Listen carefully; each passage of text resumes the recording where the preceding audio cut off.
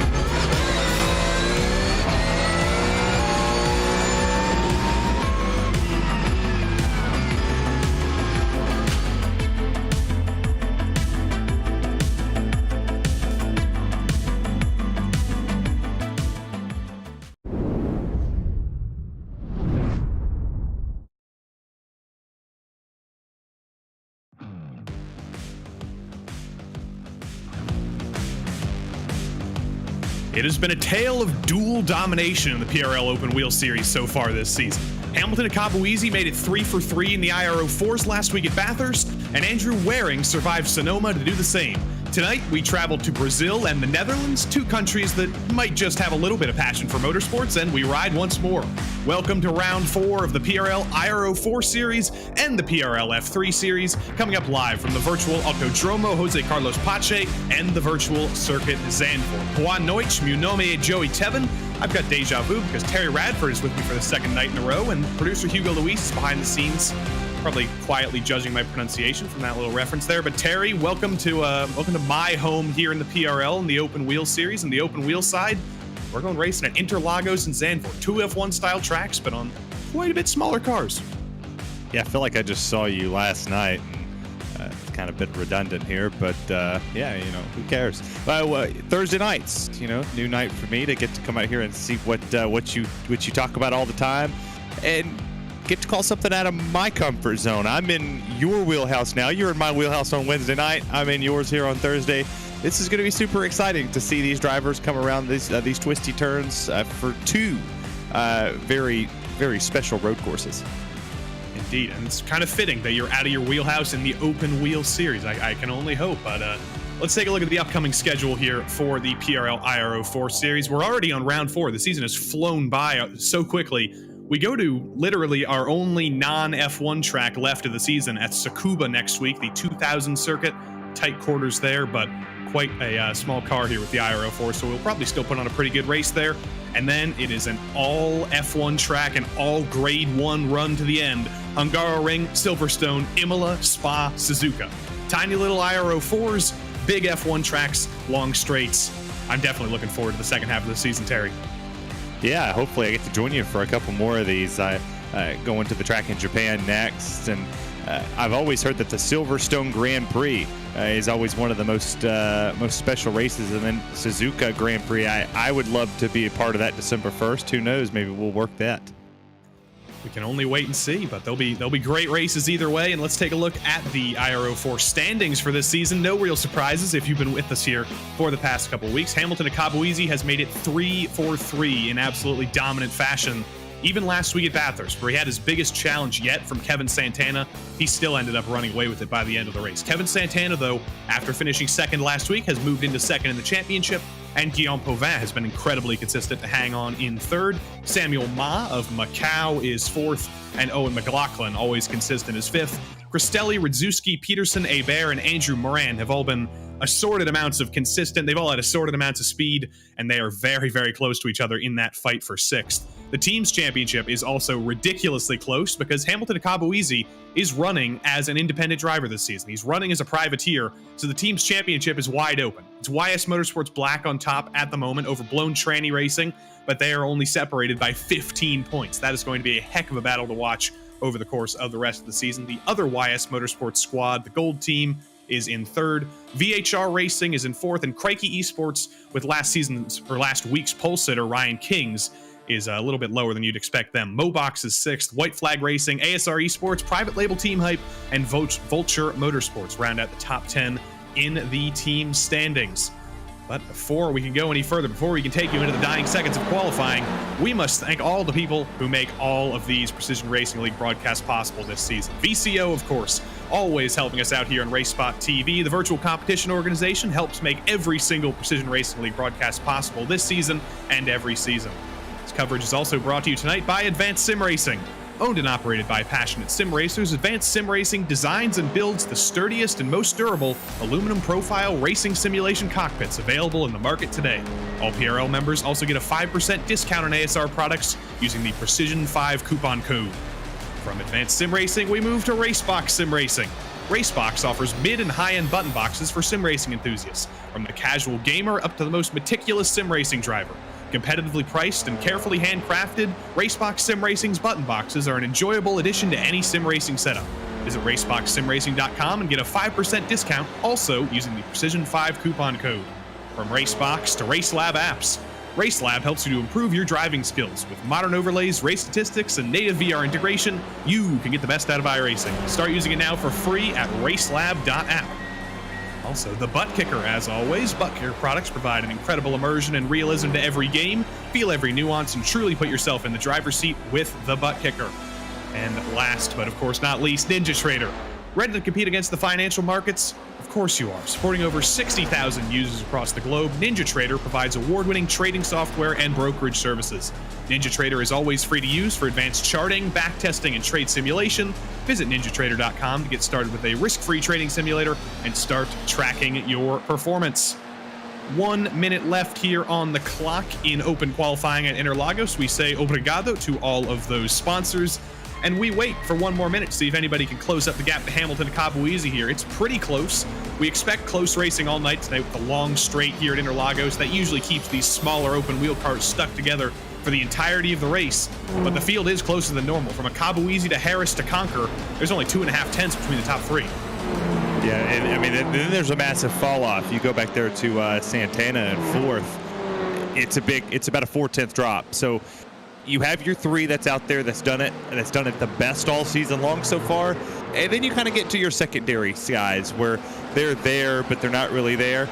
But something that I've kind of been intrigued with so far in this qualifying, I've kind of been paying attention a little bit here, just how much of the racetrack they're actually using. I've called 1 race here over my time in the iRacing service, and it's always intrigued me that the 1 race I called here was IndyCar, and they wrecked going into the first corner. They're all kind of fanning themselves out here before they get into this very tight left and right-hander. Josh Conquer up over the top of the hill. Checkered flag is out, so all laps will count here. Josh Conquer has been very quick this season, has missed out in the past couple of races because he's been too busy with our old buddy Taylor Burris in Cincinnati doing real-life go-karting. He crosses the line. It does improve, but doesn't improve quite enough to jump Austin Harris. Josh Conquer will start 3rd here. Kevin Santana, so quick last week at Bathurst. Challenged Hamilton Akabuizi for so long. He's down in 5th place, though. Not the qualifying he would have liked. And you can see there's not a single car in front of him. With such a long straight here, with cars that are as low-powered as these IRO4s are, you really need a buddy to give you a big draft in that front straight, or else you are not going to be running a 134 or a high 135 like a Akabuizi. You're going to be running a mid 135 like Santana is, and you're not going to be going any higher than 4th or 5th. No, you're absolutely right. This is a very fast track, and it's a very fast draft track, especially in these very small cars. And it's always amazed me, honestly, that these very small cars can catch the draft down these long straights and still have the power to blow up to get into turn 1. And then switch it back to 2, and then switch it back to 3. We'll see what he does here. Kevin's going to cross this line. Yeah, he's going to go a tad bit faster, but that's not going to be enough to move him up the charts. He's going to be P5. Just a teensy little bit. Austin Harris does one more lap for good measure, but he's got no help from his YS Motorsports teammates. He will not improve. Ryan Kings does improve. He got a little bit of help third in that draft train, and our pole sitter from last week goes up to P4 for the moment. Andrew Moran was competitive a few weeks ago. He's back in the top 10, but he elects not to finish that lap. Looks like there's a few more drivers on track, but none of them are actually going to complete a lap. Ryan Kings is still going around for hex and giggles here. Zachary Yurt's still out, but other than that, that should be everybody. No surprise to see Hamilton Akabuizi on pole once more, Terry, but he's going to have quite a challenge here coming up, but I believe we do have the grid set here. And as mentioned, Hamilton Akabuizi will start on pole this evening ahead of Austin Harris, only 1.5 tenths behind. Pretty darn close between pole and second this week. Josh Conker barely behind Austin Harris. Only 8 tenths separate those two, and Ryan Kings is P4 for Craig Esports. YS Motorsports Gold's Corey Precker is 5th, and Kevin Santana is in P6. Philippe Magnan, a good qualifying for him, in 7th, and Michael Blaze is P8. Guillaume Pauvin, 3rd place in the championship, is 9th, and Andrew Moran, trying to recover his championship, is 10th. Christopher Richards, I believe, here for the first time this season, is 11th alongside Owen McLaughlin, who is 12th in the 90. Mark Bruning and Dave Peterson, 13th and 14th. Zachary Yurt, David Hebert, Sean Duhamel, and Tyler Gore round out the top 18. But it's a big field tonight. Samuel Ma, Steven Martinez are row 10. Brad Winter, Eric Kalaga, and Michael Kalaga are down to 23rd, and Donald Olson will start P24. Kevin Berquist and Ian Cabana, the two teammates, 25th and 26th. Adam Sands rounds out the 27 drivers that set a lap time tonight. James O'Brien did not qualify. He also was not present in the practice session, so I don't think James O'Brien will be starting this race, but I hope I'm surprised. And also Bruce Bridges will be starting from the back of the field in the 997. We got a few moments until everybody grids up here. Still waiting on a couple stragglers here, but I'll give you 10 seconds here, Terry. 114 degrees. It's a pretty hot track. Are we going to be seeing some slipping and sliding tonight? Yeah, that's a definite here. It is certainly a definite. It is a hot Brazilian afternoon here, 2:01 p.m. Last car has just gotten on the grid, and that is James O'Brien at the back of your screen. So James O'Brien will be here.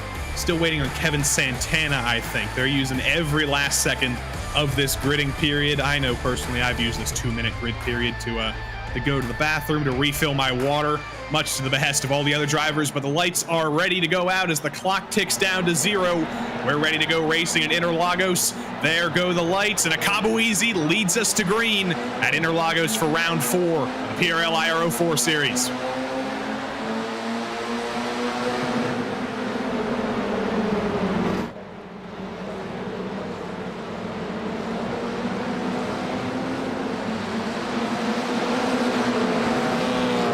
A spin already for third. Oh, and we have taken out the entirety of second, third, and fourth there. Josh Conker goes away. I think that's Austin Harris upside down. I didn't see who else was involved in the background there, but Austin Harris has flipped down through the Senna S, and the second place driver on the grid is already out tonight, and Hamilton Akabuizi has just been given an incredible gift, a 1.3 second gap over Kevin Santana already.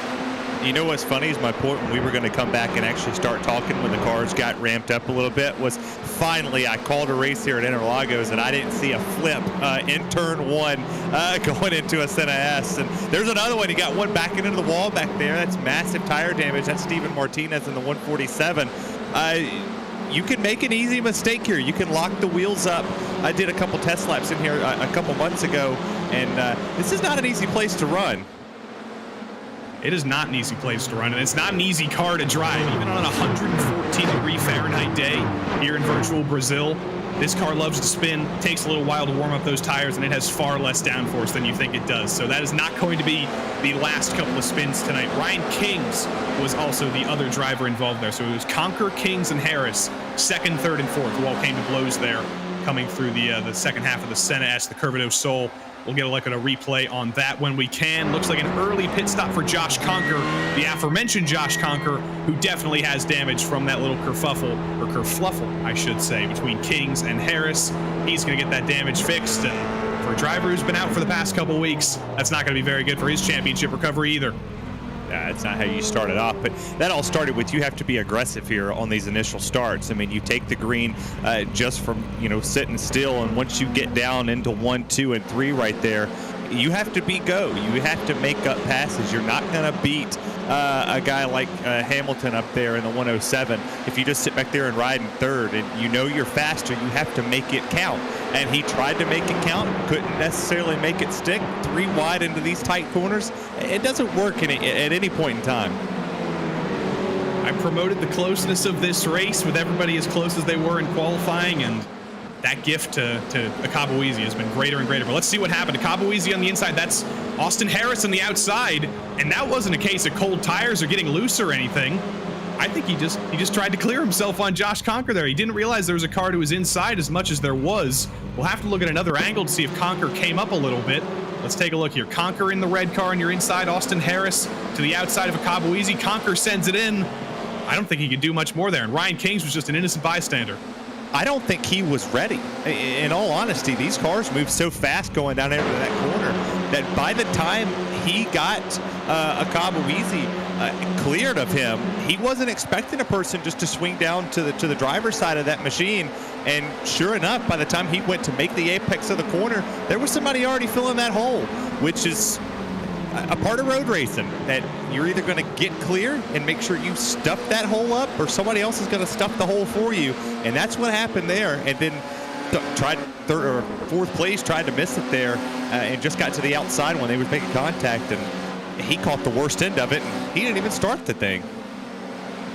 Still close racing around the back of the field, almost 3 wide. Down the back straight, Zachary Yurt and Dave Peterson, and Yurt spins. Oh. And there is a wall there that will catch Zachary Yurt. It's got a little bit loose down the hill there after the Red Raposta down through the Interlagos. And Zachary Yurt loses it out of the last spot in the top 10, I believe. We're still side by side for second. Hamilton Akabuizi says, thank you very much. Give me the biggest gap I can possibly get. Michael Blaze and Kevin Santana battle for second. Yeah, and you see right here, they gave each other the most respect and the most space you're going to see through those corners. That whole set right there, especially when you come to that sweeping right-hander and then you go to the left-hander here, you want to give each other room. You want to give each other a lot of respect, and these two race with each other every week here in the PRL, so the respect's definitely given. But you see the exit is better right there for Santana over the 100 machine, but doing a good job. You see this tight pack of 3. A little bump draft in there, something you don't see very often here at this track. Something you're probably not too inclined to do in the IRO4, but Kevin Santana trying to time this move a little bit. He's going to get to the outside of Michael Blaze, who's going to be later on the brakes into turn 1. It's going to be Blaze, but he's going to lock it up a little bit. Still going to be clear of Santana. Andrew Moran is on the scene as well. Hamilton Akabuizi might be running away with this win, but this fight for second, this is basically what I expected to see for the win coming into tonight. And I feel like we would have saw it, Joey, if we wouldn't have seen the opening wreck. If we wouldn't have seen the wreck in the first set of corners, I think we would have seen something tighter than 4 seconds. Not to take anything away from Akabuizi, but I kind of felt like those drivers that were right behind him had something.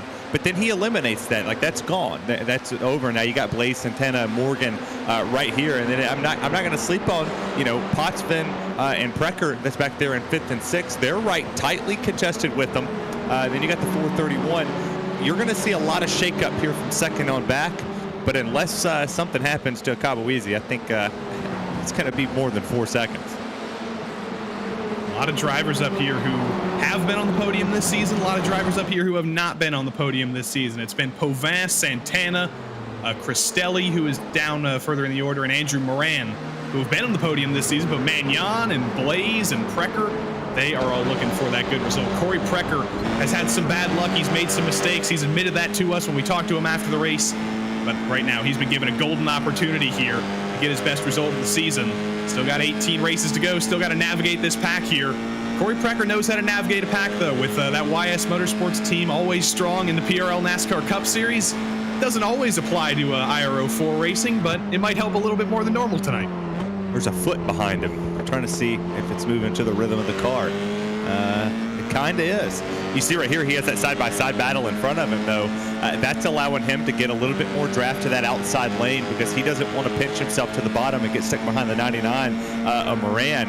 but he's going to make this run, which is not going to set him up here for the next corner. It's obviously going to be a sweeper. Hey, there's a hand there too. There's a whole hand. There's a family tradition back there. What's up, guys? Precker family watching the broadcast in the background, hopefully, or might not be the Precker family, might just be a Precker friend. We'll have to ask him about that after the race. Who's the phantom arm back there? Maybe the phantom and arm foot.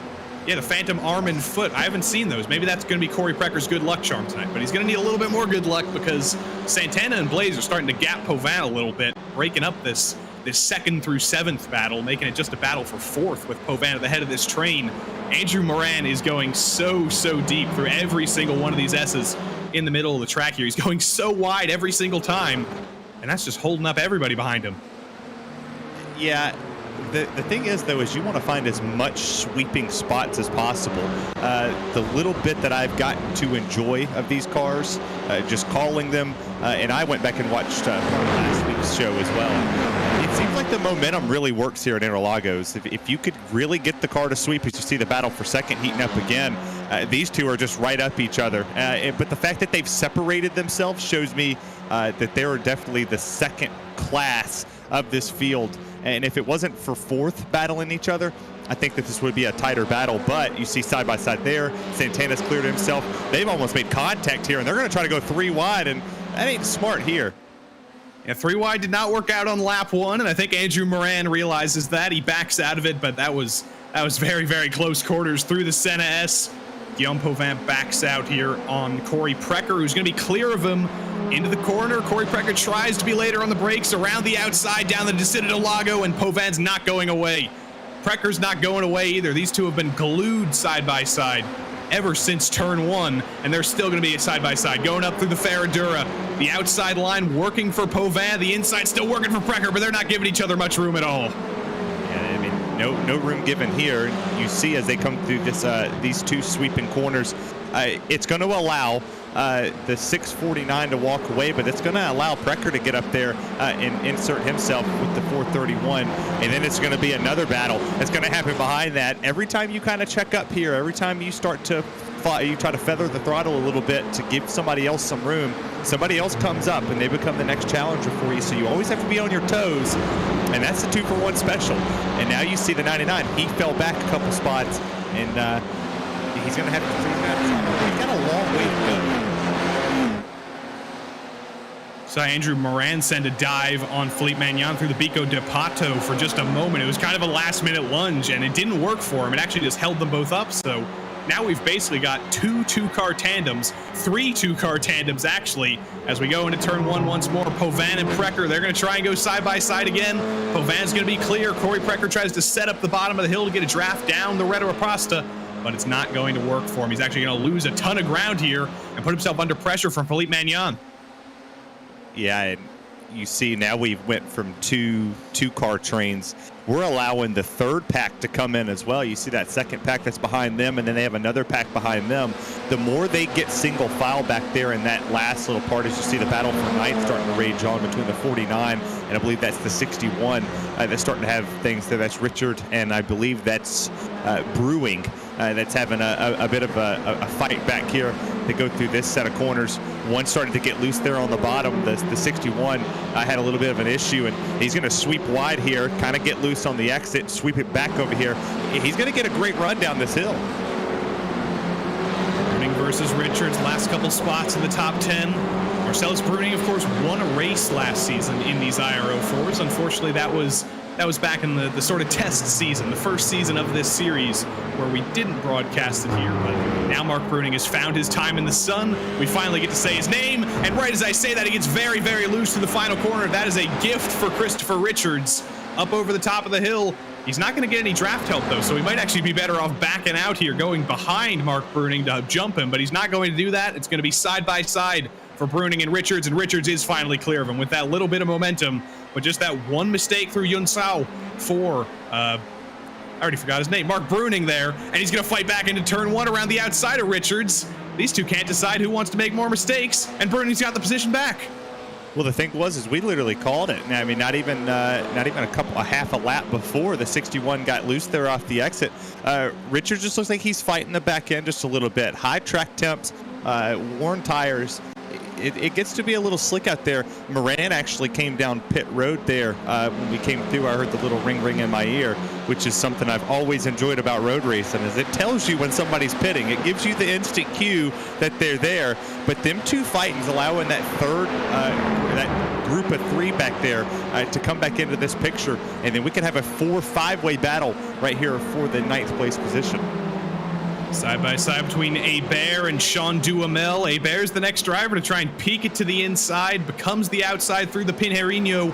He's going to get a little bit squiggly, a little bit wiggly. I think he had to get on the brakes there as to not throw it into the grass. And David Hebert, always a cautious driver, always a driver who thinks about the end of the race, not just the current stage. He always wants to bring it to the finish.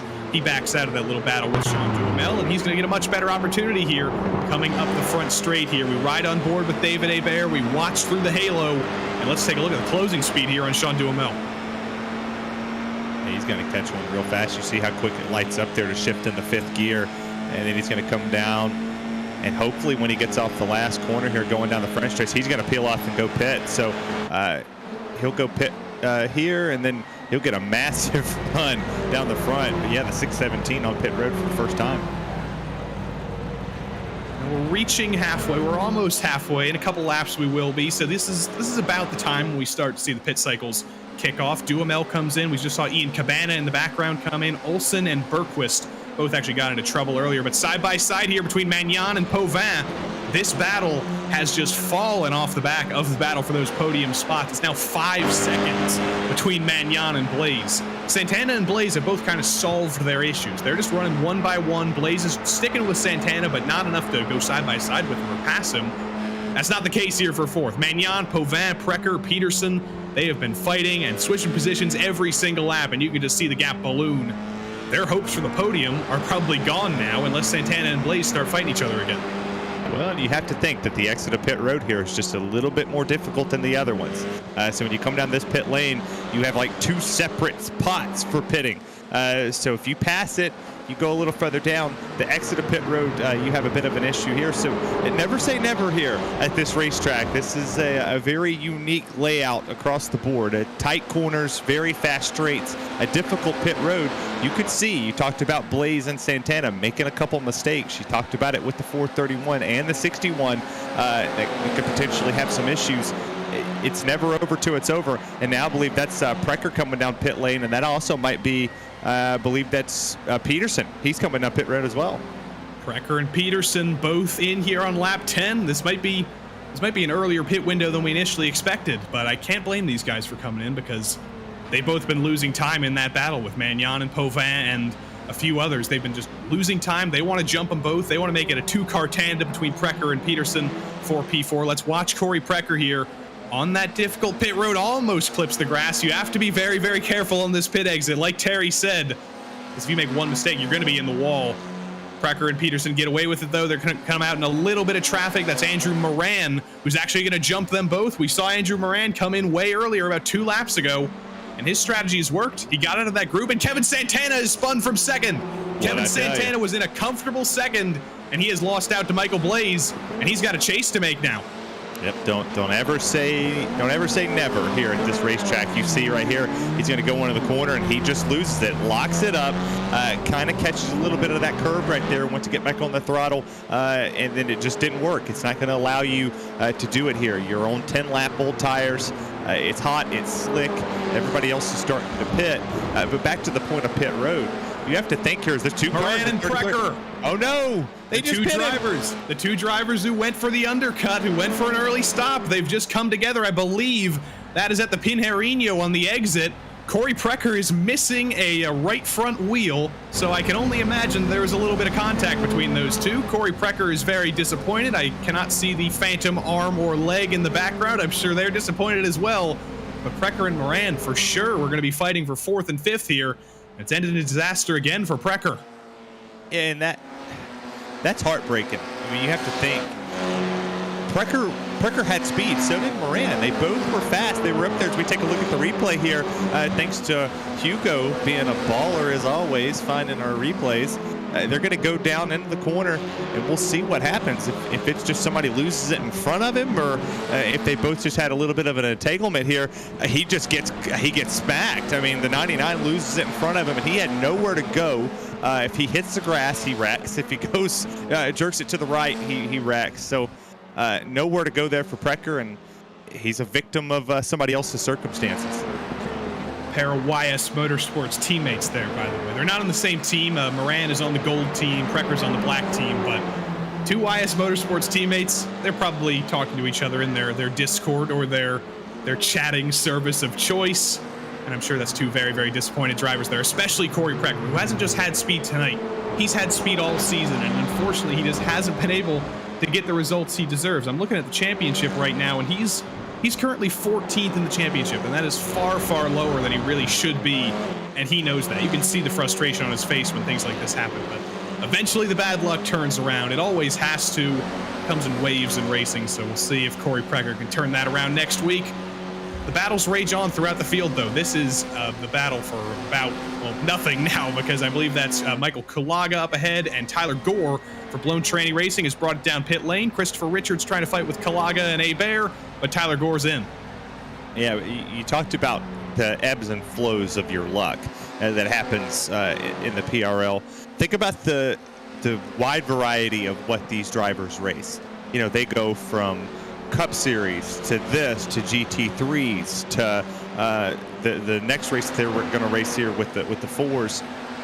It's a massive race. Like, there's so many different disciplines that you have to know here in the PRL.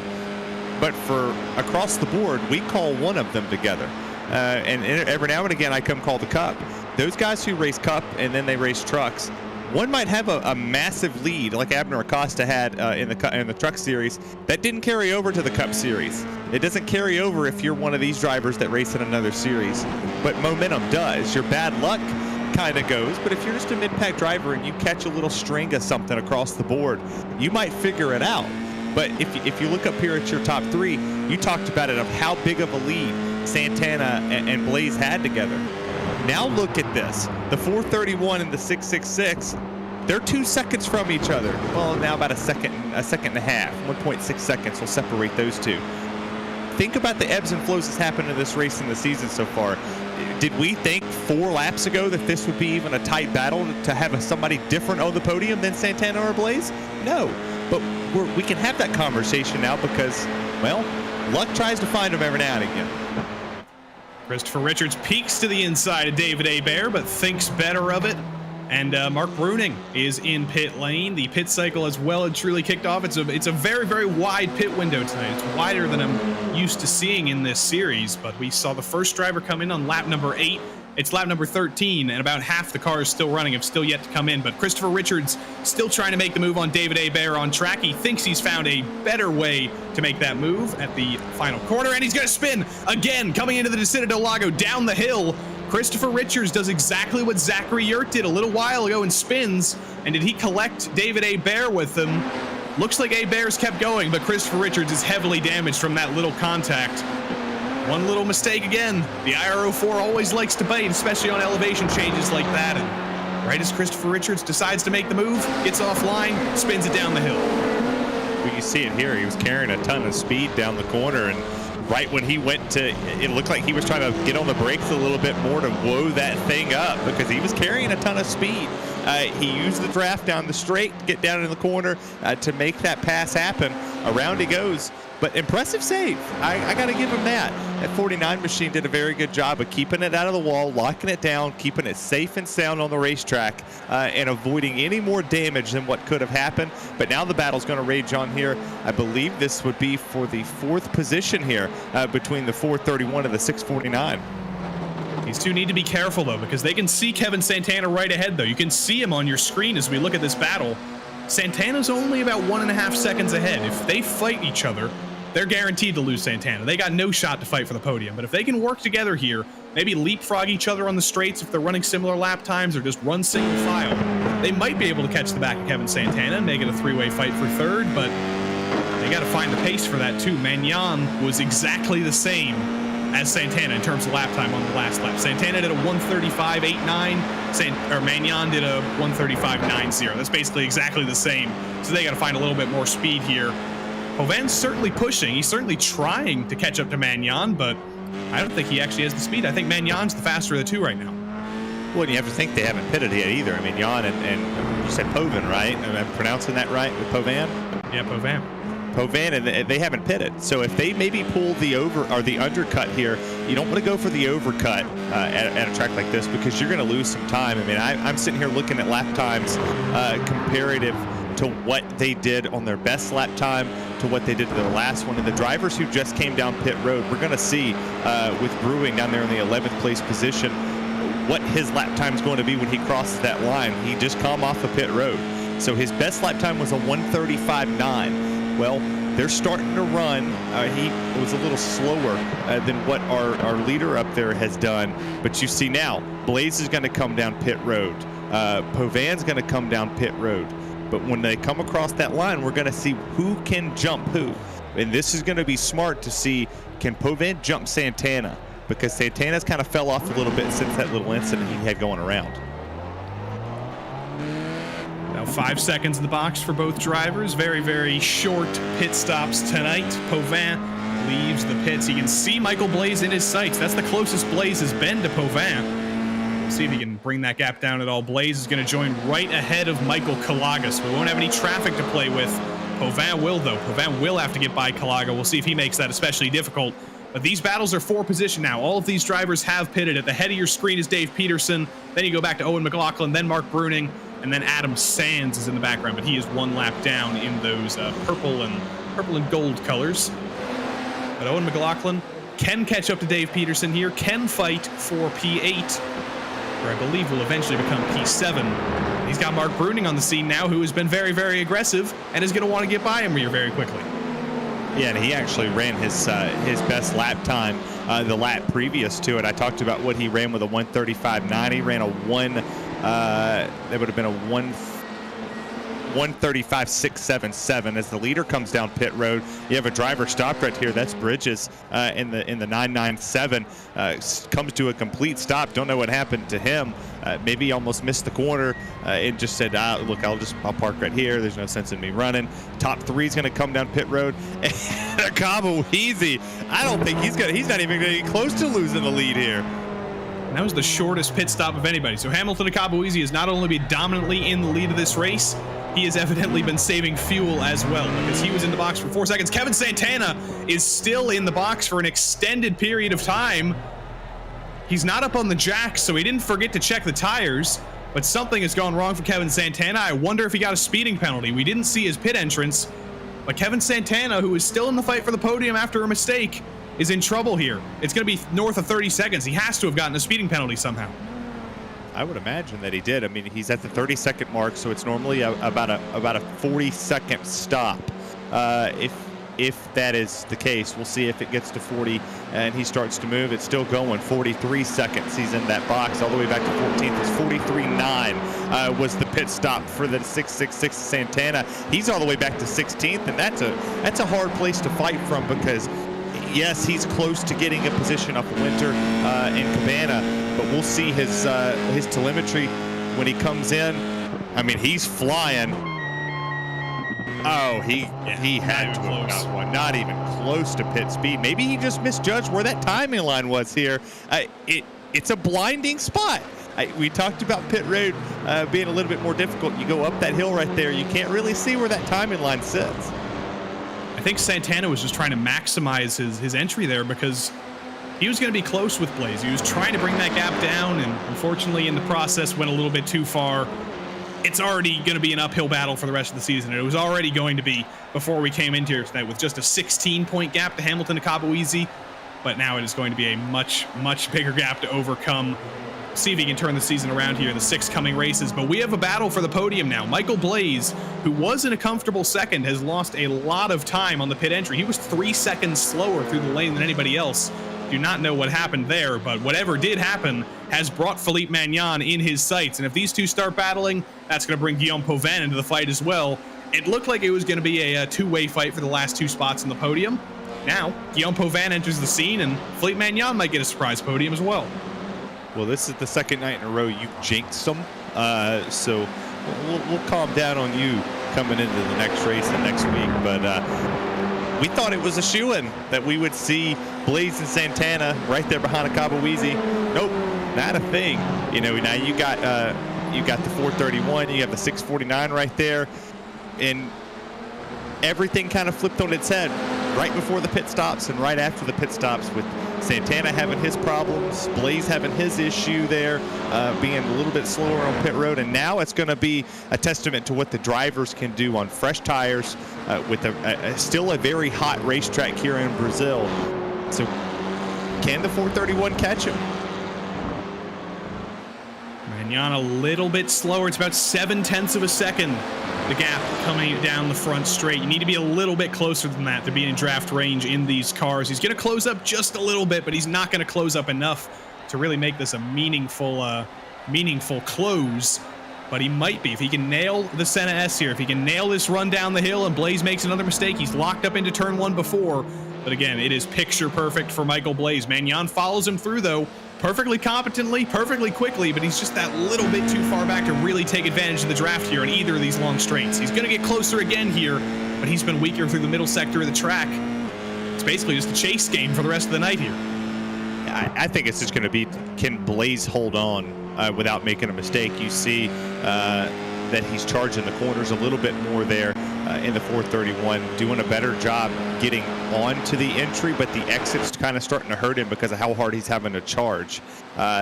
It's going to be a guessing game, as you see the battle for fifth is really heated on between Peterson, McLaughlin, and Brewing here. That's a 0.4 of a second fight all the way between them.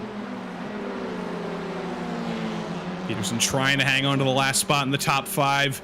Owen McLaughlin, another driver who won a race last season, has found it consistently difficult this season, as everybody has in this IRO4. It's basically the same as it was last season, but it is just as difficult as it has always been. And the field, with the additions of Akabuwizi and Santana and a few other drivers who have signed up for this season, the competition in this IRO4 series has gotten greater than it ever has.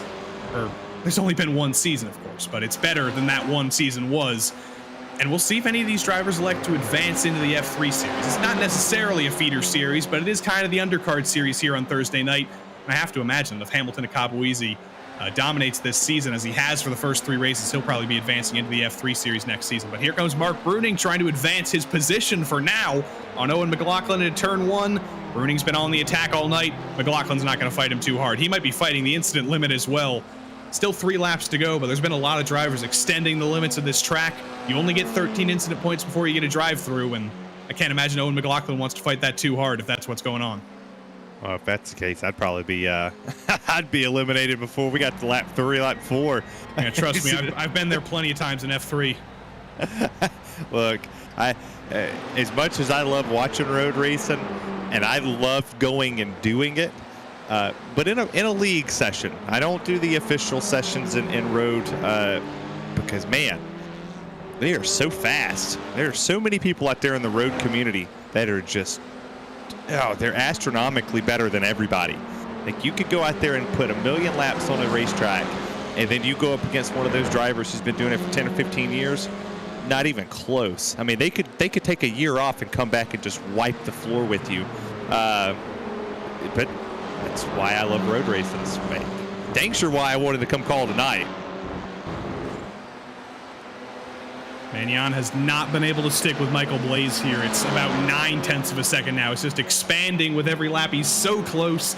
He's basically running exactly the same lap times as Michael Blaze, but he needs more than that. He needs to close this gap up. He's got 3 more laps to do it. Hamilton Akabuwizi is so far ahead right now that he took the 3 to go signal 20 seconds ago, and he's already about a quarter of the lap through. So he's going to be dominantly in control of this race unless something horrifically wrong goes wrong. But the battle for second still rages on. Magnan is better. I will give him credit. He's better through the Senna S. He's better through the first couple of corners, but he's not been able to maximize the middle sector of the track. And that's where Michael Blaze is just winning this battle, basically. Yeah, Blaze is he's killing him on center off. Entry, give it to the 431. I absolutely give it to him, because he's charging the corners harder than many others have been able to charge the corner. We can just take a Kabuizi and just put him in his own little ballpark over here, because I mean, he has a 20-second lead. He can put it on cruise control, maybe clutch it through this track, not really worry about it. He can give 5 seconds up and it'd be just fine. But you see here, a little bit more sweeping out. We take a look back here at the battle for 5th. It's about to heat up here even more. Peterson and Brewing having a good job, and Brewing coming off of that pit stop, Joey.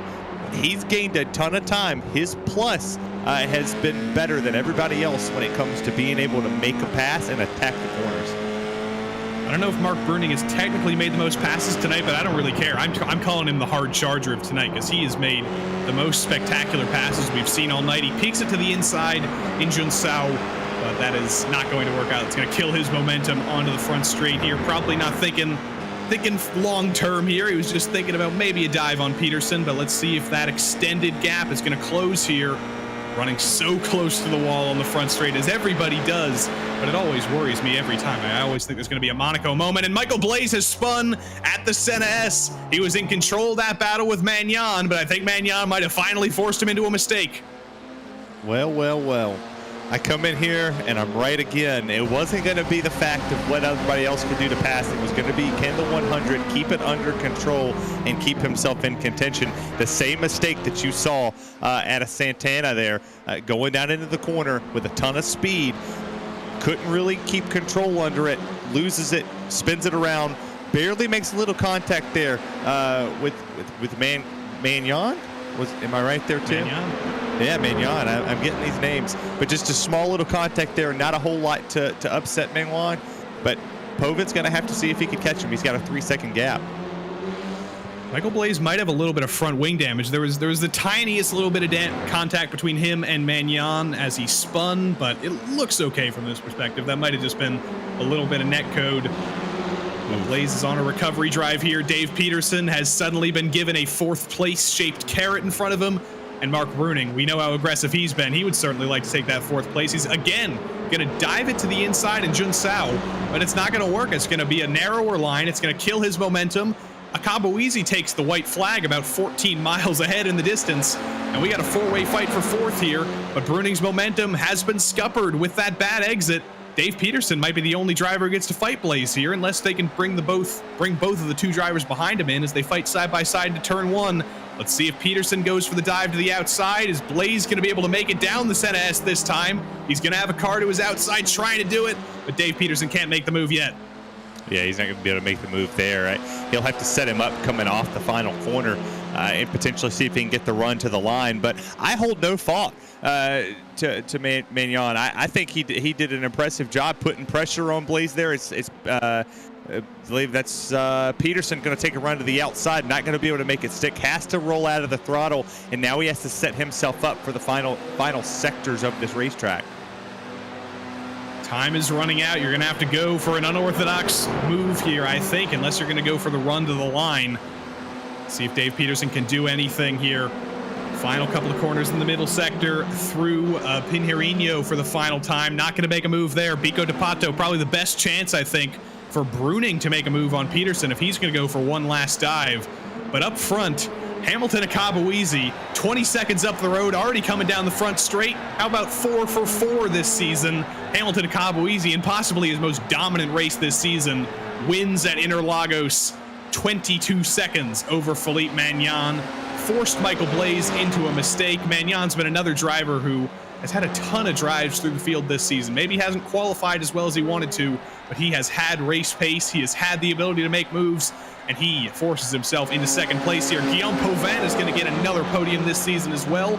And this train coming to the finish, nothing changed on that final lap. Blaise holds off Peterson, holds off Bruning, holds off McLaughlin, and then we go about 12 seconds back in the pack. There's been a ton of field spread tonight. David Hebert, a lonesome race, but as I mentioned, a driver who always brings it home. He's going to finish in 8th. Looks like Kalaga and Ma a few seconds back. That was a pretty crazy race, Terry. We wiped out a few drivers. We had quite a few spins. But again, dominance for Hamilton and Kabuizi. How are we going to how do you beat this guy?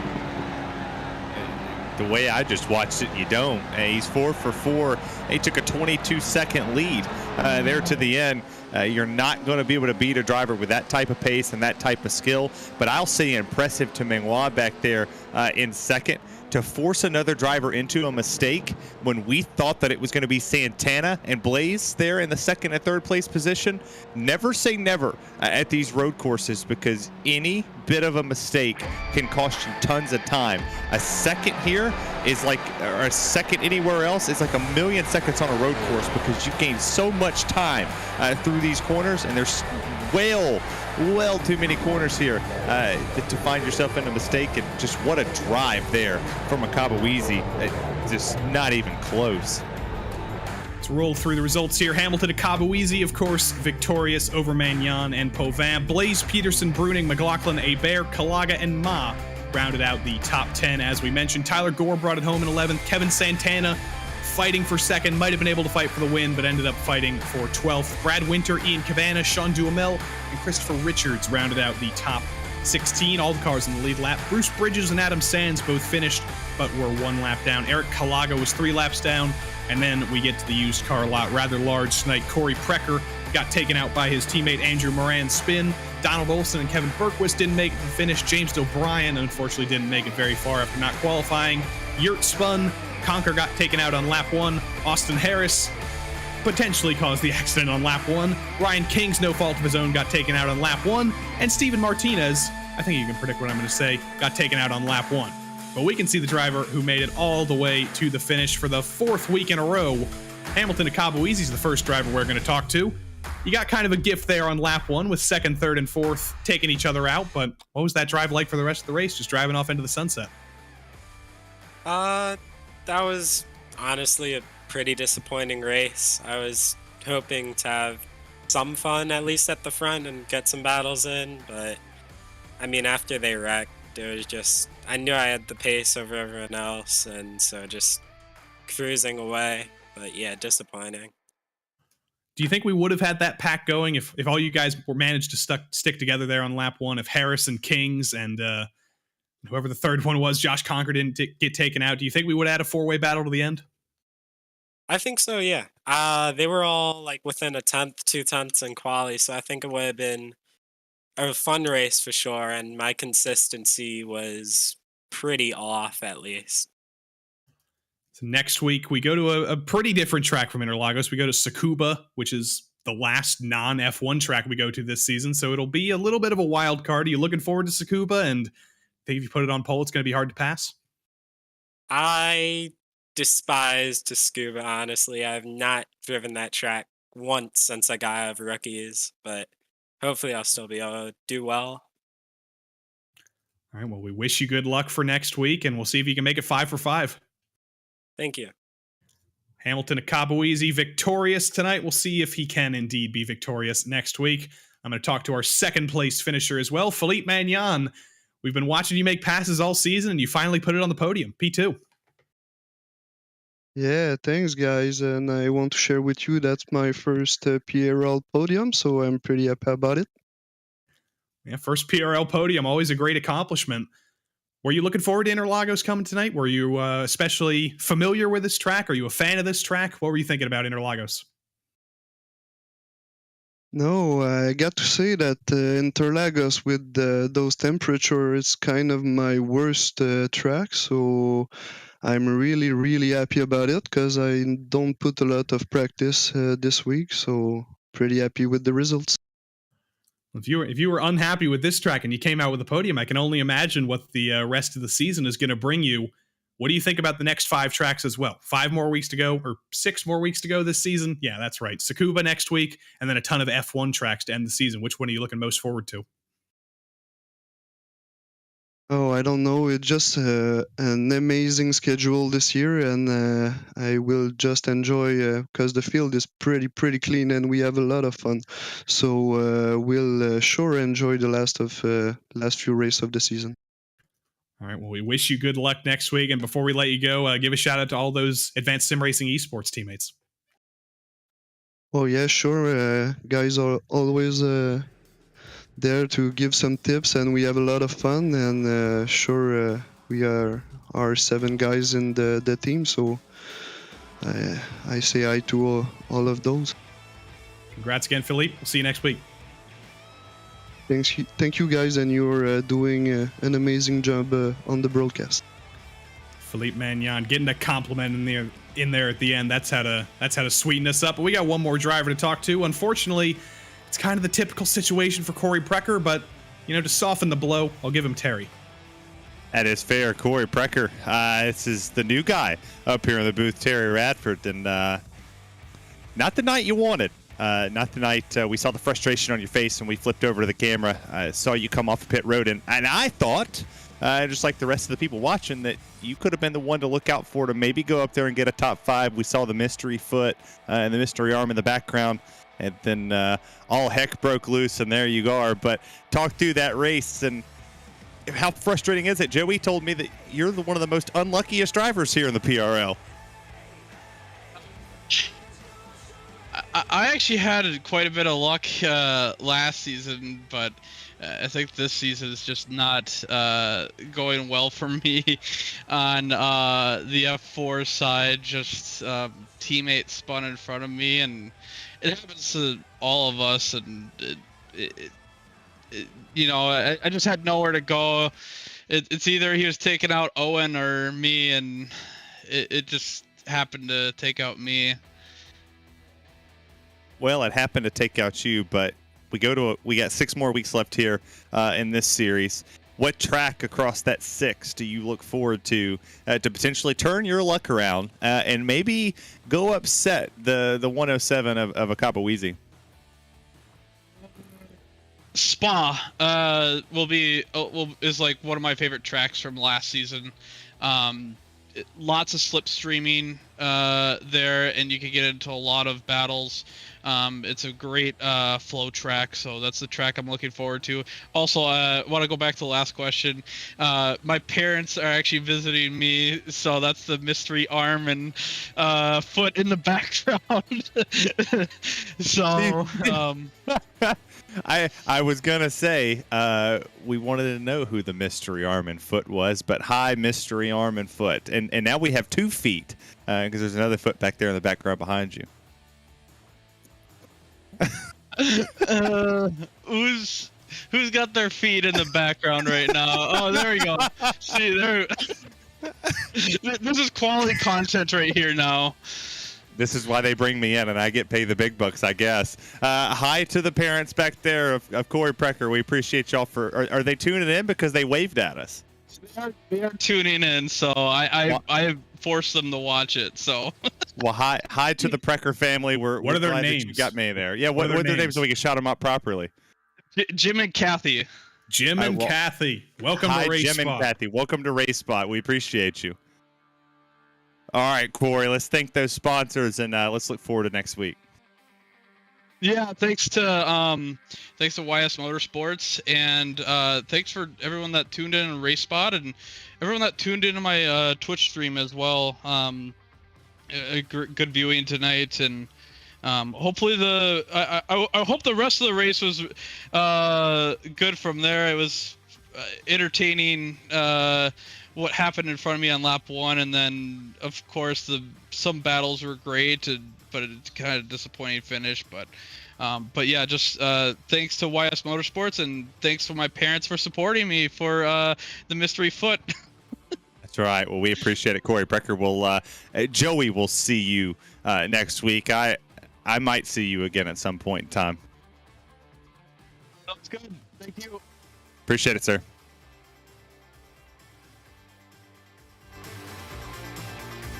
Oh, it's my turn. Corey Precker finishes wherever he finished in the night. My push to talk wasn't working. But next week, we go to Tsukuba 2000. Hopefully, Jim and Kathy will be tuning in next week as well. We hope all of you will join us next week for more IRO4 action. We've hyped it up, Terry. Tsukuba, everybody's driven it in rookies, especially drivers who have joined iRacing lately. They've definitely driven this IRO4 car in that first step out of rookies. We'll see if some non-rookies can make a good race out of it. It's crazy because I actually just drove that today in the MX-5. So I don't know what these cars do in it, but I know the MX-5s are pretty fun around here. Didn't know that it was on the schedule for PRL, but a very entertaining road course. It was very fast in the MX-5s. I can only imagine what the IRO4s are going to do around here. And I know as a fan, I'm going to be watching next week. Well, don't go anywhere. We hope you and Jim and Kathy will be joining us next week, but don't go anywhere tonight because there's more open wheel action here on RaceSpotTV. It's the Precision Racing League Formula 3 Series. It's my old favorite, but I'm not biased whatsoever. And we're going racing once more, F3 style tonight.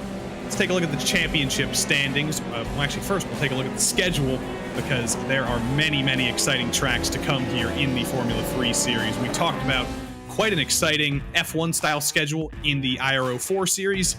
It's a little bit more diverse here in the Formula 3 Series. Next week, we go to a Formula 1 track at Coda, then the Nürburgring GP track, but then we switch it up. We go to Long Beach, potentially the best track to race a Formula 3 car at, in my opinion. Then Interlagos comes back, then Zolder, possibly the worst track to race an F3 car at, and then we ended off at a wild card at Barcelona. Very diverse here, Terry, and it's not all F1 tracks. There's quite a few, but there's some wild cards in there. Yeah, I can't wait to tune in next week to watch Coda. I think that's going to be fun to see. And Interlagos, seeing that track come in, I think that's going to be pretty entertaining. Long Beach is the one that I'm going to circle on November 3rd. That if you survive out of there, which, I think your top guys will, but, predominantly an IndyCar spot. I hope to see NASCAR there one day at the beach, the Long Beach road course, but that's going to be pretty entertaining. Yeah, my first PRL race ever was PRL F3 at Long Beach, and I finished third. So, not to toot my own horn or anything, but also that was amateur. That was an amateur series, so I don't shake up with this field anymore. But let's take a look at the championship standings. It's a Pro Series and an Am Series. No Pro-Am split, though, but there's drivers of assorted skill levels in the field tonight. But the highest skill level driver potentially is Andrew Waring, who has just been untouchable this season. 3 wins on the docket, 3 for 3. Alex Fournier has put up a challenge, but he is a few points behind. Ozzie Milway, Andrew Waring's teammate, was on the podium last week and is in 3rd in the championship. Mr. Sneaky Takeshi Kita, how has he moved up to 4th place in the championship, you ask? Well, that's because he is potentially the most consistent driver in the Precision Racing League F3 Series. He's always picking up results. He's not getting into trouble. He's P4. Kevin Sandiego 1 point behind, and then Michael Coffray, Olivier Legault, Ryan Miles, Justin Negretti, and Raymond Day round out the top 10 in the driver's standings. Of course, we have to look at the team standings as well, which is not really very close. It's a little bit of an Evolve SimSport blowout with Waring and Milwain both being so strong. ASR Esports are fighting back a little bit, though. They're not out of touching distance in 2nd, and Dark Horse Esports with Kevin Sandiego and the rest of the squad are in 3rd. Wave Italy Race Team, Atomic Racing, and Ninja Trader Esports, and Monkey Butt Rides MRT, they're all pretty close. And then Quebec Force, Evolve SimSport Apollo, and Britannia iSports aren't too far away either. So it's going to be quite a battle for 3rd in the championship, but Evolve SimSport seem to be pretty in control of things here. The qualifying rages on, about 9 minutes to go. And it's not Andrew Waring in P1 in qualifying. This has been kind of the tale of the past couple weeks in these about 10-minute windows before the end of qualifying. Waring hasn't really had the pace to put it on pole, and then he comes out with 5 minutes to go and shocks us all and puts it on pole. We got to wait for that, because right now, Cody Grams is on pole for potentially the first time in the Precision Racing League. He's got to hang on for 5 more minutes. Well, you see Ozzie Milway right here putting down a pretty quick lap, but maybe Andrew just comes out, feels the track out, sees what it does. Maybe it had to pick up a little bit more speed from what he practiced, or maybe he just didn't even practice, and he's like, you know what, I'm just going to show up, put a couple laps down and see where it takes me. And he Milway right there kind of had a couple bad corners, and that's probably why he backed it down there. You see Andrew right here, he had to get around some slower traffic. We'll see what he does when he crosses that line. He's going to go slower than when he went at his best time, and that'll actually move him to 6th because a couple drivers just jumped above him. And now you have the 66 here. He's about to complete a lap. Justin Negretti to the line. 128.9 was his best, and he does not improve. Very, very late timing line here at Zandvoort. So there's the potential for a battle to the end. And of course, if there's Formula One fans watching, recent Formula One fans watching, if you're wondering why doesn't this look like Zandvoort does now, well, that's because this scan was a few years ago. This was before the big excursion that Formula One did to bank the final corner, to put banking in a bunch of other corners, to bring it up to F1 standards. This is old classic Zandvoort, but we can still put on a pretty darn good race here in these F3 cars. It's a track that's always difficult to pass, but it's a track that always puts on good races in this series for some reason. Well, the PRL always puts good racing on. We say this every Wednesday night, and I mean this wholeheartedly. It does. I don't care what track we go to. We could go to the crappiest NASCAR track, to the crappiest F1 track, to the crappiest dirt track in the world, and put the PRL out there, and I promise you it's going to be a barn burner. For anybody who tunes in, for us as commentators, for our producer, there's times that our producer on Wednesday nights cheering just as much as we are for the show that's on the track. Can never speak any more highly of the Precision Racing League. I would honestly I would say it out loud that they have some of the most competitive racers across the platform, and they're not afraid to put it out on the line and let it all show for everybody to see. Kevin Sandiego much lower than he's used to being, down in 11th. We'll see if he can improve here on this lap. Through Hans Ernst, a little bit of wiggling, a little bit of trouble, but that's sometimes just how you drive that corner.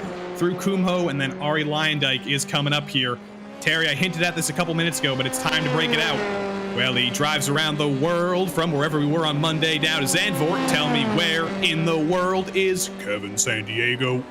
Still 11th, improves just a little bit, gets about 30 thousandths of a second out of the way, but doesn't hop up, can't make it up into the top 10. Sandiego, to quote the best movie of all time, Anchorman. No, just me. He's going to go a crack at it here. He went and reset there. Maybe see if he can find a little bit more speed in the corner. You see Forner right here. He's going to try to sweep that corner out there on the exit to work his way down. Believe he... Yeah, there we go. We're about 3 corners away here. So he'll see if he can cut these corners, cut these curbs here, get on the bank as much as possible, and allow a straighter exit here to set himself up for the final run to the start-finish line. He's on a pretty good lap so far. This is good pace for the guy back there in 9th.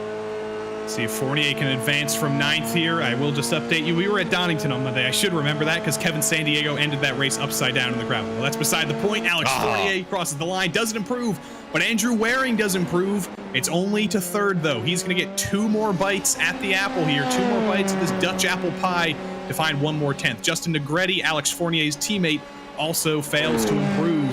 Doesn't seem like there's a lot of time on track for a lot of drivers, but there was time for Andrew Waring. Let's see if James Malaire can find any time here through these very, very high commitment corners. Coming after Skivlock, then Bach 9, Bach 10 here. Malaire very, very close to the inside curb there, an interesting line. He's got about a quarter of a lap to go. It's tracking decently. Let's see if Malaire can find time where others haven't. Yeah, and that's going to be the biggest key here is picking up. We saw, you just talked about Waring actually picking up time there. That comes with an evolution. You're getting some rubber laid down on the racetrack. You're going to have a better braking zone, a little bit deeper of a zone in some of these sectors. And then you have this long sweeping corner right here to set yourself up for the straight. And he's on a pretty decent lap. He's going to be a little slower. He slows down just a tad bit from that corner about 4 ago where he kind of took a more shallow approach. Nothing too crazy, but we'll see what the 116 can do here. Oh, he's off course. He's not going to do anything. That's the camera curse there. He keeps it out of the wall. That was a pretty impressive save there for Fournier, but he will go no further in this qualifying session. 9th place will be the highest he can expect. Joey Haynes keeping the Joey name here in the PRL F3 series this season. Through the final corner he comes, trying to get up there with his teammates Waring and Milwane. Checker flag is out and qualifying lap times will count. Joey Haynes will not get to improve. He knows the lap time wasn't there. He will start P12.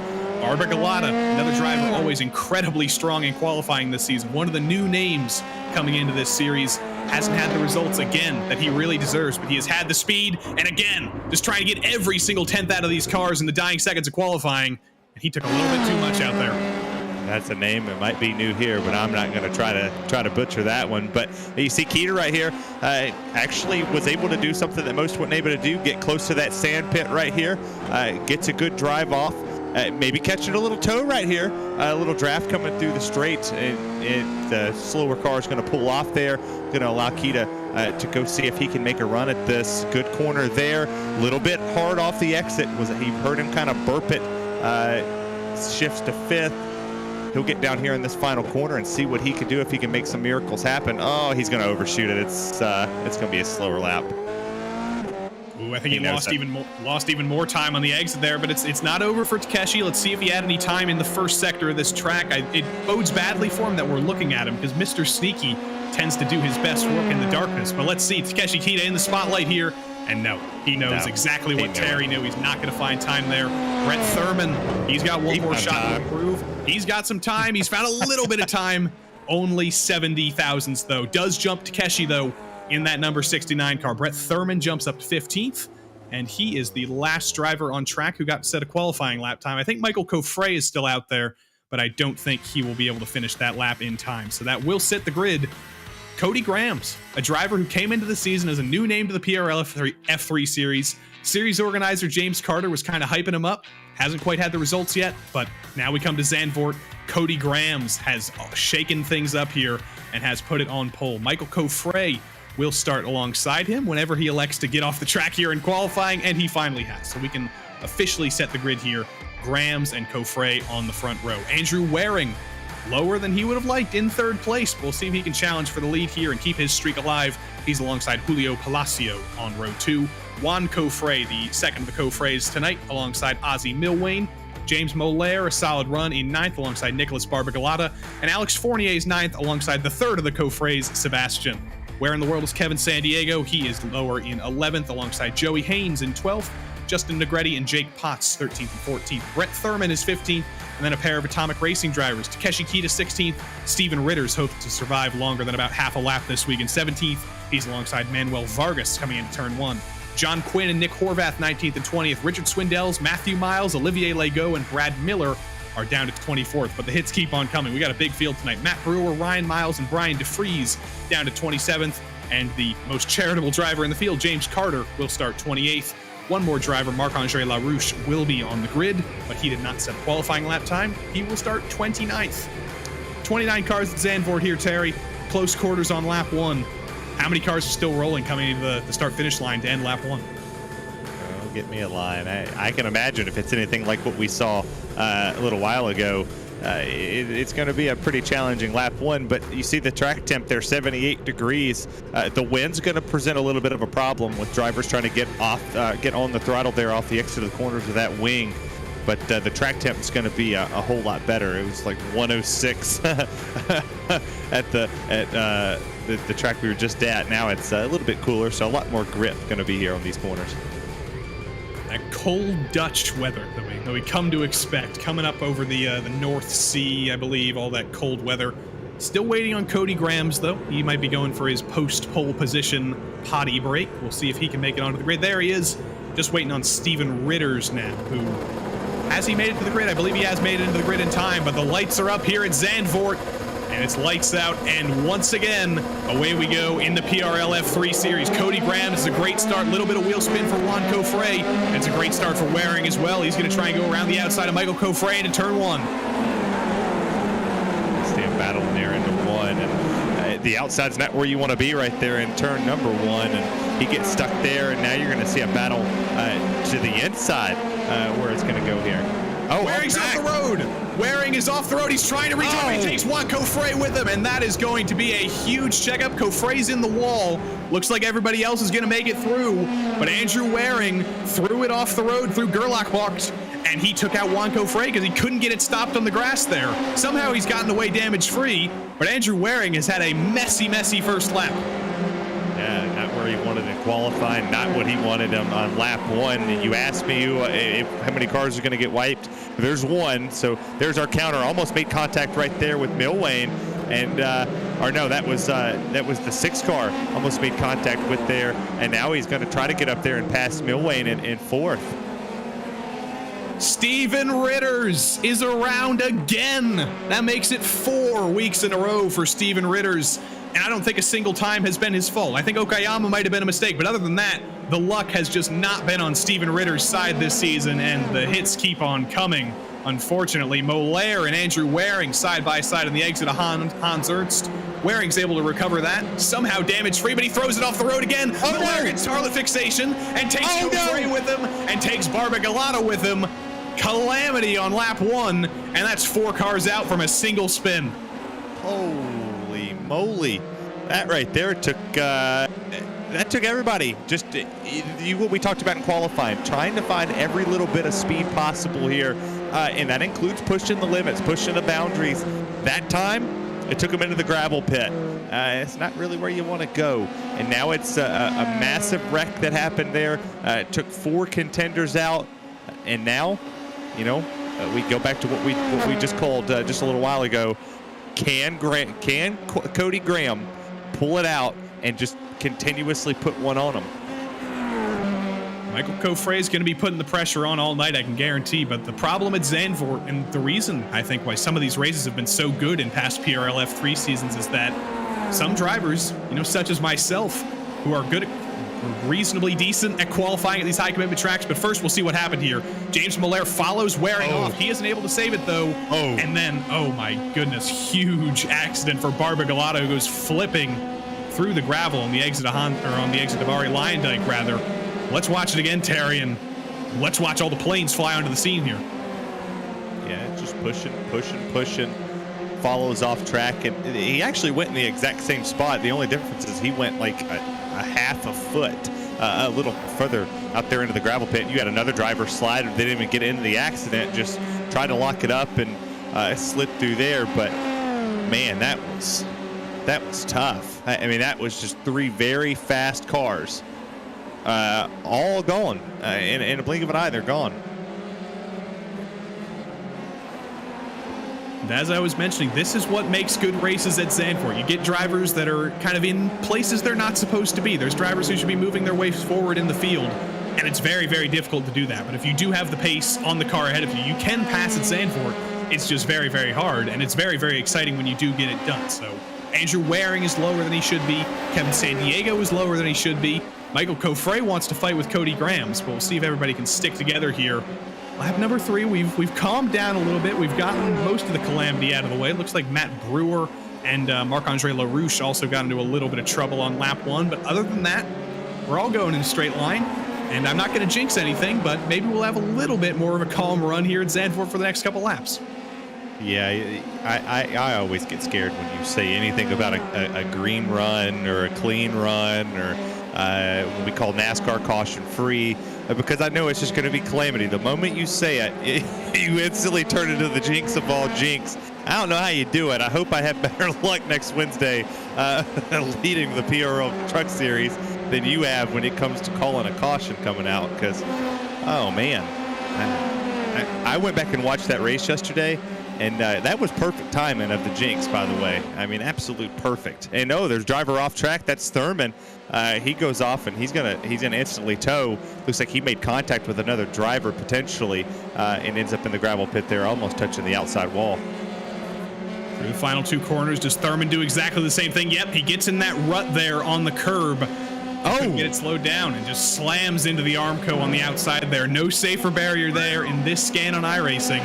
But there's a terrible rut in the outside of that corner in Zandvoort. If you just go a little bit too wide, you're basically doing a Tony Hawk ollie on your skateboard there, and you can't steer. That's a very good reference. I wouldn't have thought Tony Hawk here. I like that. See, this is why we work together so well. A Tony Hawk reference. If you had that on your PRL bingo card, you probably got it all together. Let's see. Crazy country dude calling open wheel, check. Tony Hawk reference, and then you sang on a broadcast too. So there's 3. Olivier Legault, Quebec Force trying to hold back John Quinn here, and I think Brian DeFries. It's quite a pack of cars here. This is the craziest battle on track. You want to talk about being crazy here? Well, we've got craziness here, and it's for 14th, 15th, 16th, and 17th. You want to make it even more crazy? It's headed by a driver who drives for a team called Monkey Butt Rides. I do like that name, and it's probably going to be my team to root for here. Monkey Butt. It's like the butt kicker. Every time you say it, I get a good chuckle out of it. But hey, you got to have good racing somewhere out here, and you have this group of 5 that's sitting right here, kind of just riding in the line. It's going to take somebody out breaking another driver right here at this portion of the race. I mean, you're 5 laps in, your tires are finally up to temps, your brakes are up to temp. You've gotten a feel of what this track's going to do and how you're going to attack it across the board. So now you just have to see which one of these drivers can really attack one of these slower corners and just send it in there. Maybe shock another driver into making a mistake. You never know what's going to happen here. As that driver, he got a little slippy right there.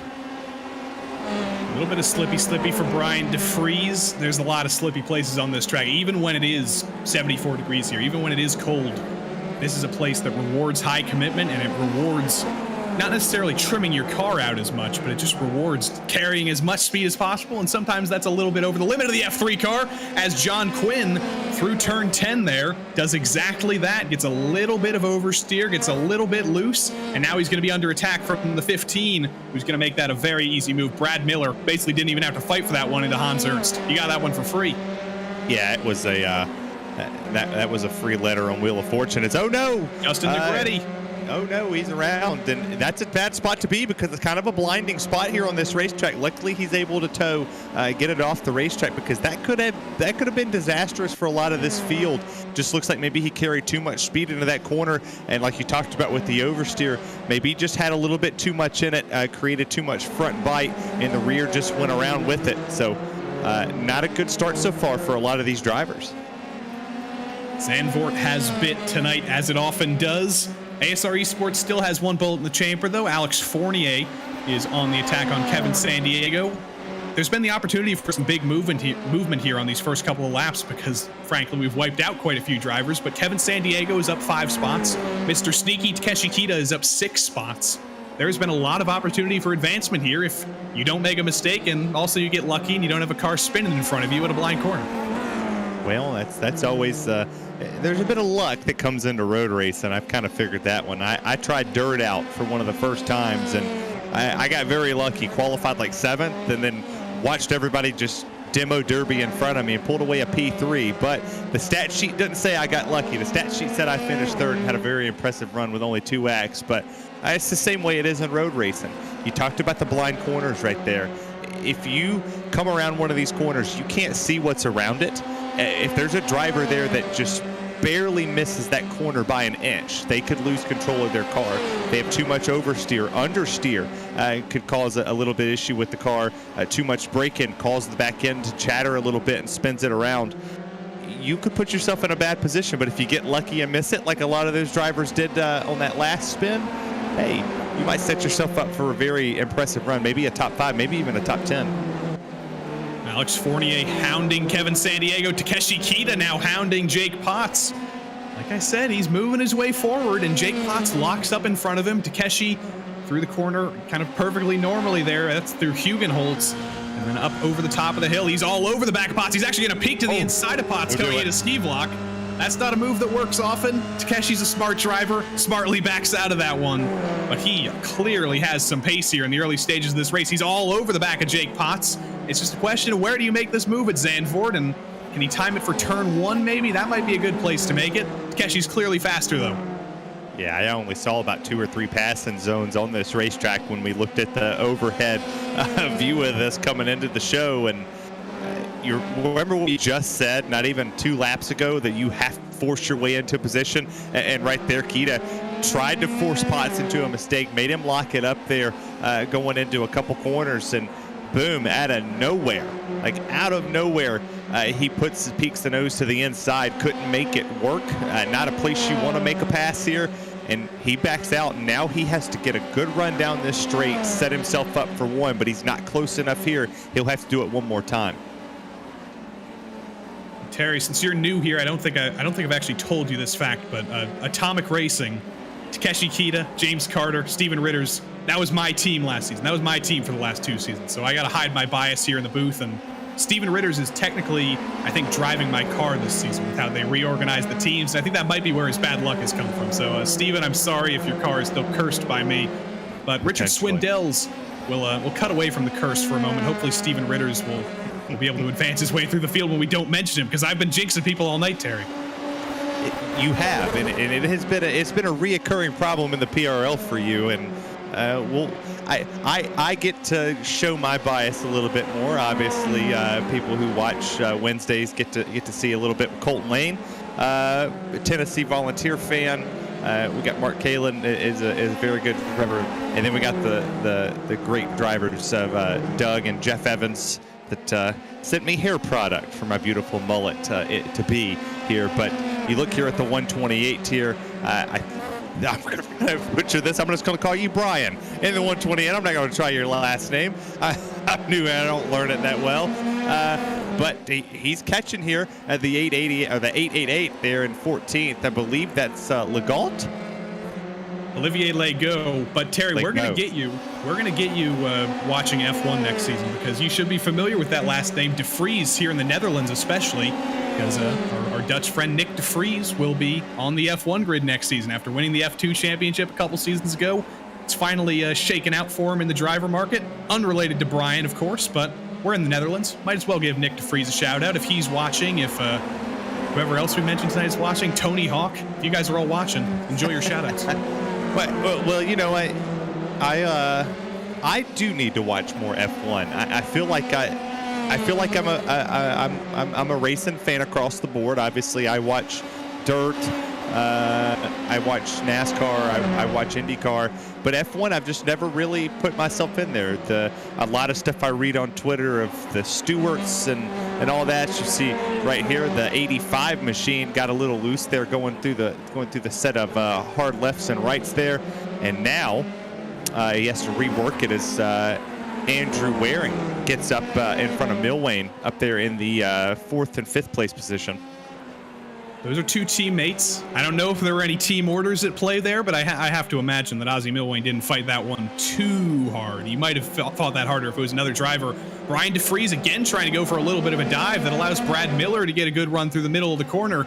And John Quinn in the background, ever so consistent this season. I think he's finished every single race so far. And he's getting aggressive tonight at Zandvoort in a way I haven't seen so far in that bright baby blue car in the background of this train. Let's see if he can get a good run on Brad Miller here coming into turn 1. Or is Brian De Vries going to help Miller too much here with the double draft? I think he is. Miller's going to peek to the inside of De Vries, and he's actually going to be the one to attempt to make the move. De Vries is going to leave him room, but he's going to chop him off. No move just yet. Yeah, that was a very good block. Just across the board, just kind of let him think that he had that move, made him think that he could put his nose in there, and then right there De Vries actually locks it up going down into the corner. Very hard braking zone there, but it doesn't allow Miller to catch up to him, and they continue on rolling single file. Very much a momentum track here. You can see just that one checkup from Miller sending it to the inside from kind of flying into the siren there has allowed John Quinn to catch up once again. Through turns 9 or coming up to turns 9 and 10 rather. Quinn has been very, very strong here. He's been very, very aggressive. Let's see if he does get aggressive here. He peeks to the outside. Come all without, come all within. You'll not see nothing when the mighty Quinn is behind you. And John Quinn is all over the back of Brad Miller here. Let's see if he dives it into Hans Ernst. He's going to have to do it the long way around if he does. Yeah, you don't want to give it. You want to give it up here, but he's going to say he's going to swing it there, but he's not going to have that momentum. You talked about momentum being a big factor in this racetrack, and that's kind of what some of these. This you talked about. This isn't a flat track anymore. Obviously, it has banking across the board. But driver off track right there. Who is that? Oh, driver's around. Olivier Legault. Olivier Legault joins the club, and Brian De Vries is with him. Brian De Vries has been wiped out with him. They're trying to separate those two cars. De Vries might still be good to go. Legault's not good to go. The right rear on that car is destroyed, and I think De Vries has more damage than we thought. But Legault's gonna chunk of that car down to the pits. I'm amazed that thing is still rolling. I'm dumbfounded. Look at that. That thing's shaking around like a biblically accurate angel. It's not a basket. It's not moving around enough. I thought it was shaking around more on my screen. So go back to an older broadcast. That one worked better. He's all shook up. Elvis reference from last night. There we go. Welcome. Yeah, we'll bring Elvis back into it. Oh my gosh. All comes full circle here in the PRL. Takeshi I told you Kita how much I'm working with you.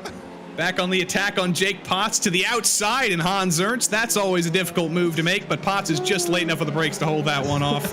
Terry's going to regain his composure, and Jake Potts isn't though because he's throwing it off the road. Yeah, he got. Keita's actually making him, forcing him into mistakes, and that's what we saw in the last race when you saw Blaze being forced into the mistake there, and it's going to happen here. These corners are a lot more tight. Or a lot tighter, sorry, a lot more tight. Now, look at me trying to break it up here. Swing out to the outside, gonna try to take it the long way. Makes contact there, he's off the track, Keita's off. Takeshi Keita makes contact with Jake Potts, tried to make a move around the outside, and it did not work out. Potts and Keita, little bit of contact, no damage for Keita, but he's gonna lose out to Nick Horvath, who we made that pass on before. We're gonna have to take a look at the replay on that one, Terry, because that's typical stuff for turn one with those close quarters. You can sometimes get away with it, but either Potts or Keita didn't leave enough room, or it might have been on both of them. Yeah, I think Keita just kind of came down a little bit, made a little bit of wheel contact, and surprisingly enough, that was a lot calmer than what it should be. You see how he's going to go down in the corner, and he'll just make slight contact with the wheel, pushes off, and actually does a very good job of saving it in the sand pit. It gets on the brake a little bit, goes back into the throttle, kind of works his way back onto the racetrack in a safe manner. Doesn't get too crazy with it. As you look back here at the 888, doing a good job across the board, and I think he makes some off track as well. He does. Oh, hits the bump and then goes right around in front of the field, and bam! DeFries would have been fine, but I think Lego was trying to back off of the racing line just to get out of the way, and unfortunately DeFries made the same mistake he did, and they met each other in the middle there. It's not often you see two cars crashing when they're already off the road. I could have made a Diamond Rio reference if they just met in the middle, but I don't know if our fans would understand my country music reference. But whatever, they might. If you understand it, say yay in the chat or boo me out. I don't know. Speaking of music references, the Mighty Quinn comes in. I don't think you got the Mighty Quinn reference. Justin didn't either. You guys need to listen to more Manfred Mann or watch Joe Parra Talks with You. But anyway, the pit cycle kicks off here halfway in the race, and Quinn's the first taker. And halfway in the race, a little bit halfway. We'll see if Cody decides to come in and maybe pull a little bit there of the undercut, even though he doesn't have to, or is Michael back there in the 114 going to pull it? He's not that far off. I mean, he's fell to a 2-second gap in the inner portion of this track. The straights, he's catching it, but once they get into the tighter technical portions, he tends to fall off quite a bit. But we'll see there. I scrolled down to get the exact number of where Cody Grams is in the championship.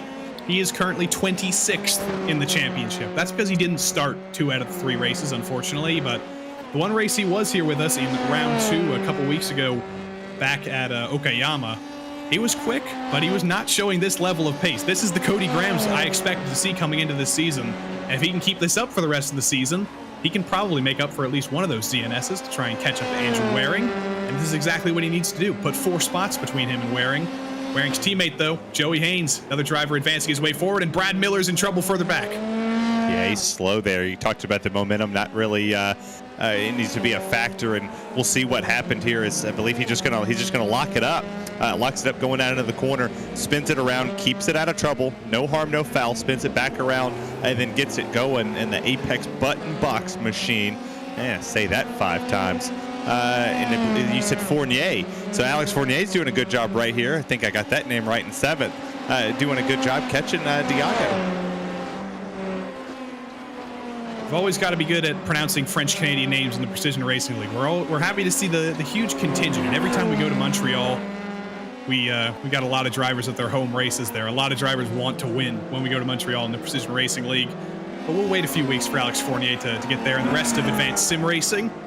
We actually won't go there this season, just kidding. But whenever we do go to Montreal again, we will. It's the F3 series.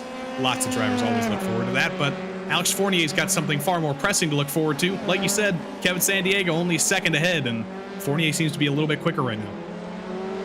Yeah, you got a Hawkward 12 out there with the Let's Go Grams. So I got some fans out there cheering the 575 on here this afternoon, and the race is never over till it's over, Joey. We talked about that in the first race we saw in the Formula 4 series, that can't really write these scripts until the end, because any little bit of a mistake could happen, and we've seen that the sand trap over here coming out of 1 and 2 really being a bit of an issue, kind kind of being a pain in people's butts, where if they just barely touch that curb just 1 inch further off, or they lock it up, just like we saw right there with Diago, it's going to spell some trouble for you.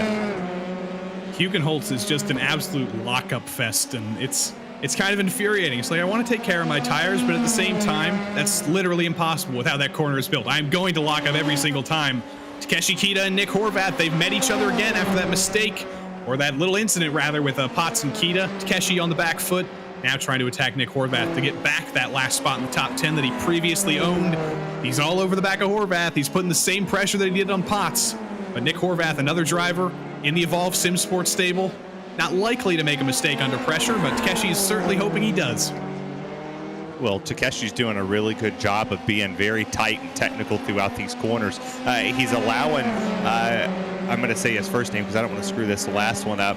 He's got Nick right on the ropes, doing a good job, making him go wide, making him force the issue, having to sweep the corners a little bit there, going from the outside to the inside to cut Kita off. He doesn't want to allow him to get that air going through the center and through the exit. And once again, doing a marvelous job here, trying to work his way back into that top 10 to finish up his night.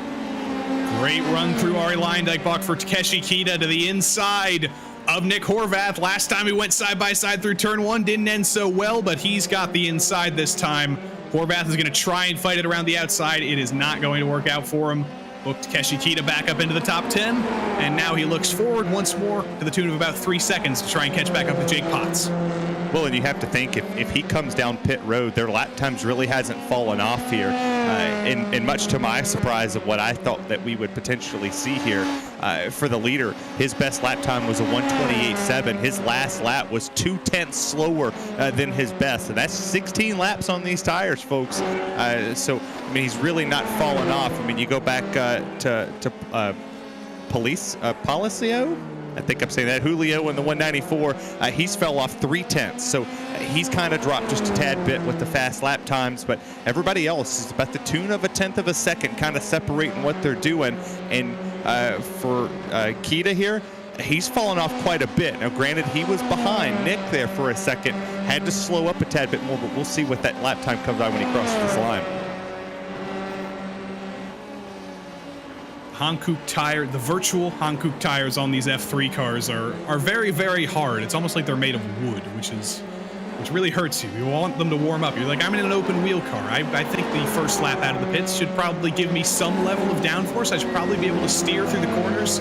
And the tires say, no, we're going to stay cold for like 3 laps. We're going to refuse to warm up, and we're also not going to wear for the rest of the race. So that might be a good thing. Depends on who you ask, but there's certainly interesting tires, and it's a very awkward thing to get used to if you haven't driven this car before.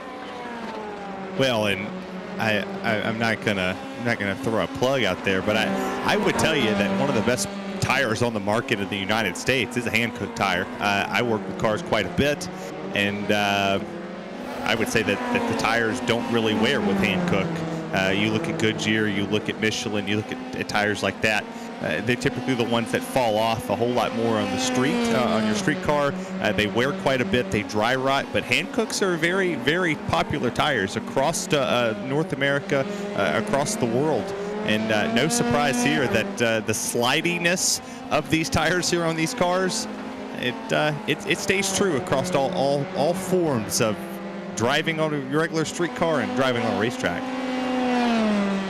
As usual in this series, we're extending this pit window for as long as humanly possible, but it's about to kick off. Cody Graham's your leader, is finally in on lap number 17. We've reached kind of the hard end of this fuel tank. A few drivers might still have a lap or 2 left in the tank, but everybody's in. Graham's, Coffray, Waring, Milwane. Looks like San Diego in the background is going to stay out. Alex Fournier is as well. Julio Palacio is as well. But this is the chance for Michael Coffray. Can he make up any time on Cody Graham's here in the pits? Absolutely not. Cody Graham's 5.2, Coffray 5.3, but he has made up a little bit of time in pit lane, though. He has made up time. He didn't make it up in the box, but he made it up on the rest of the lane. That was about a 3-second gap. It's like half a second now. Well, he was able to force the issue coming onto pit lane, and he was also able to force it on the exit. A little bit better when it came to the in and out. You talked about the pit box. The actual stop itself was not that great. It was a 5.2 to a 5.3, but you look at the actual lane time, a 22.9 to a 23.6. That's a second, and then he only lost a tenth when it came to sitting in the box. So he was able to shorten it up by pushing the limiter to the very end and just doing it to perfection. And maybe that's Graham's not being in that position of being the race leader, but on track, that pace for Graham's is a whole lot better than the 114. And Andrew Waring has also, I think, advanced into the podium here, depending on where Julio Palacio comes out, though. If Julio Palacio comes out in between Waring and Coffre, then Waring will have a little bit more work to do here. Here comes Palacio into the pits. San Diego should likely follow him in, as should Fournier, unless somehow they have an extra lap of fuel in the tank, and I think they actually might. I'm watching the timing now. San Diego's in, Fournier's in, Haynes is going to be in, Kita's going to be in. Cody Grahams takes over the lead. He tries to steal a little bit of draft off of the pitting Takeshi Kita. Isn't going to get much there. Coffre's trying to keep him company, but you can already see that gap expanding down the front straight.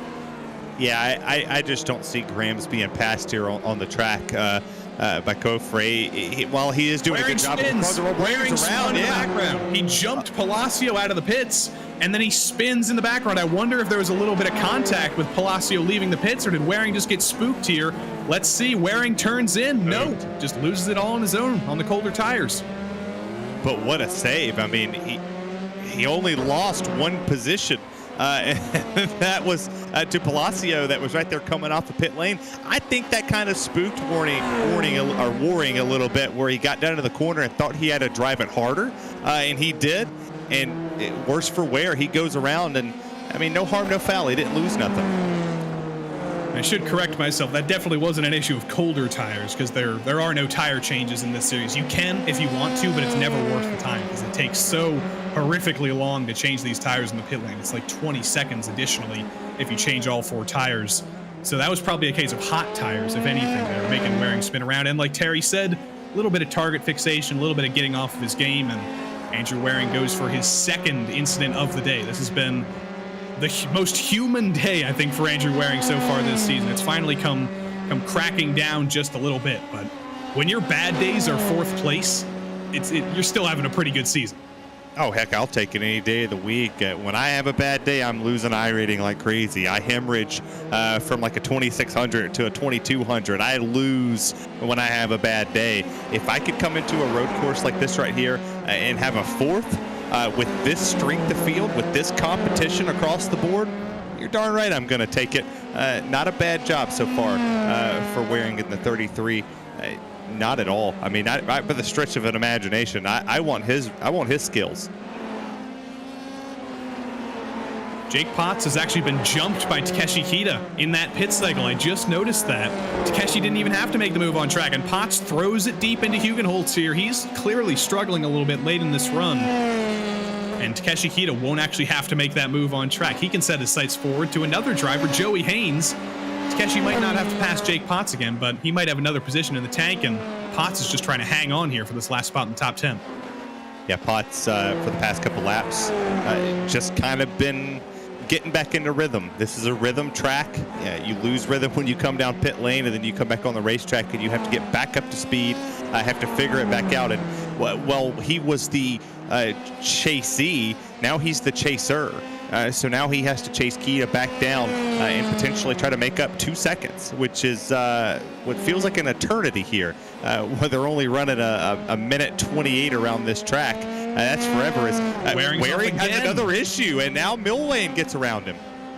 Another mistake for Waring. This time it's a new place. It's through the final corner. It's on that Tony Hawk curb again. Let's see what happened here. Through Kumho. Is it the Tony Hawk curb? No, it's actually the curb before that unsettles him, and does a little bit of a Zandvoort rallycross out there. Maybe I'm his bad luck here, because he has had a. I mean, still, if an off night is 5th place, is kind of what we talk about with Abner Acosta in the truck series. If a 5th place is your bad night, I want to see you at your best. Because you can imagine if he was on his A++ here, he could potentially have a probably 20-second lead maybe. I think Andrew Waring is hoping that these 4 laps come very, very quickly so he can set his sights on next week too. Maybe get an aforementioned 20-second lead. He's gotten close this season. I think he's gotten into the double digits at least once. Week 1 at Fuji was 7 seconds. Week 2 at Okayama was 8 seconds. And then last week at Sonoma was 6 seconds. So not quite in the double digits, but if anybody can do it, it's Andrew Waring. Nowhere close to double digits anywhere through the field really here. Nick Horvath, Waring's teammate, made a mistake a little while ago, lost that spot to Ryan Miles, and he's trying to make that move again, and he's consistently running very, very deep through turn 10 there, which doesn't seem to be working for him. Let me see the battle happening right here. It's between Nick and Quinn. They're about a second in between them, but you got Miles right there in 11th, trying to hold on here. You got 3 to go. Just everybody take a deep breath here. We'll see what we can do. The M&R Motorsports driver sitting up here on the cusp of the top 10. If Potts has an issue here, you could potentially see Ryan Miles go up there and maybe sneak one out. I will make you happy, Terry. That little graphic there was actually an artifact. M&R Motorsport, that's Monkey Butt Rides. That is the team that is officially known as Monkey Butt Rides MRT in this series. So your boy's doing a good job. Always the Miles family is in our chat, always giving them some cheering on, and they'll be happy that you're joining them. Well, I hope so. Who knows? Maybe one day the PRL will be gracious enough to let me attempt one of these things. I still want to race a truck race with them. I think that would be super entertaining to see me out there. I get to talk about people's mistakes. I don't get to go out there and actually show them that I don't make very many. Ryan Miles here through the corner before turn 9 that I need to remember the name of, because I will memorize every single corner name at Zandvoort. I want to be like Joe Peak. I want to be like DJ Clark. I'm going to be pulling these things out of a hat. That was Mastersbach. That's the high-speed corner. Then turn 9, then turn 10, then a little bit of a short straight here. It's actually a DRS zone in the F1 version of the track, which is kind of funny with how short it is. Then into Hans Ernst here. Miles not struggling. He looks rock solid here, but Horvath seems a little bit quicker, and if Horvath can nail this here through Kumho, through Ari Leyendyk, he's going to have a great run into turn 1. Well, I'm going to try to pronounce the name. Horvath is doing a great job catching Miles.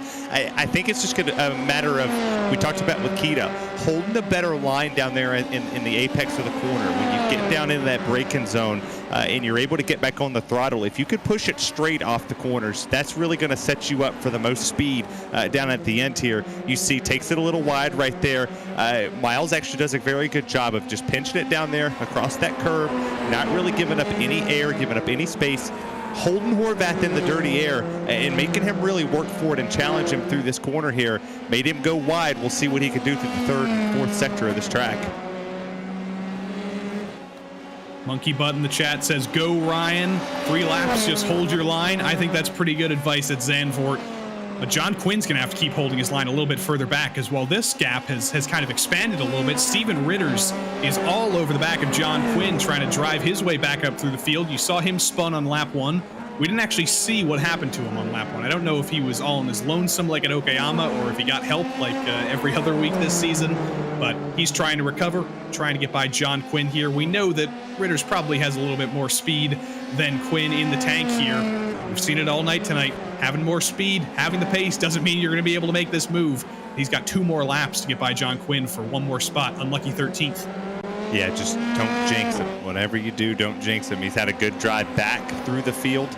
Ritters has done a very good job just kind of tracking Quinn down, following his line, changing his line up just a tad bit to maybe work the draft a little bit better down the short straight and down this long straightaway here coming to the line.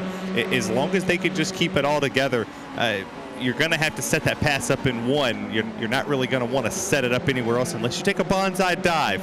There on that final lap is right there. Quinn, he takes it wide, almost catches that gravel pit there. Very, very wide up into Hugenholtz for the penultimate time for John Quinn again.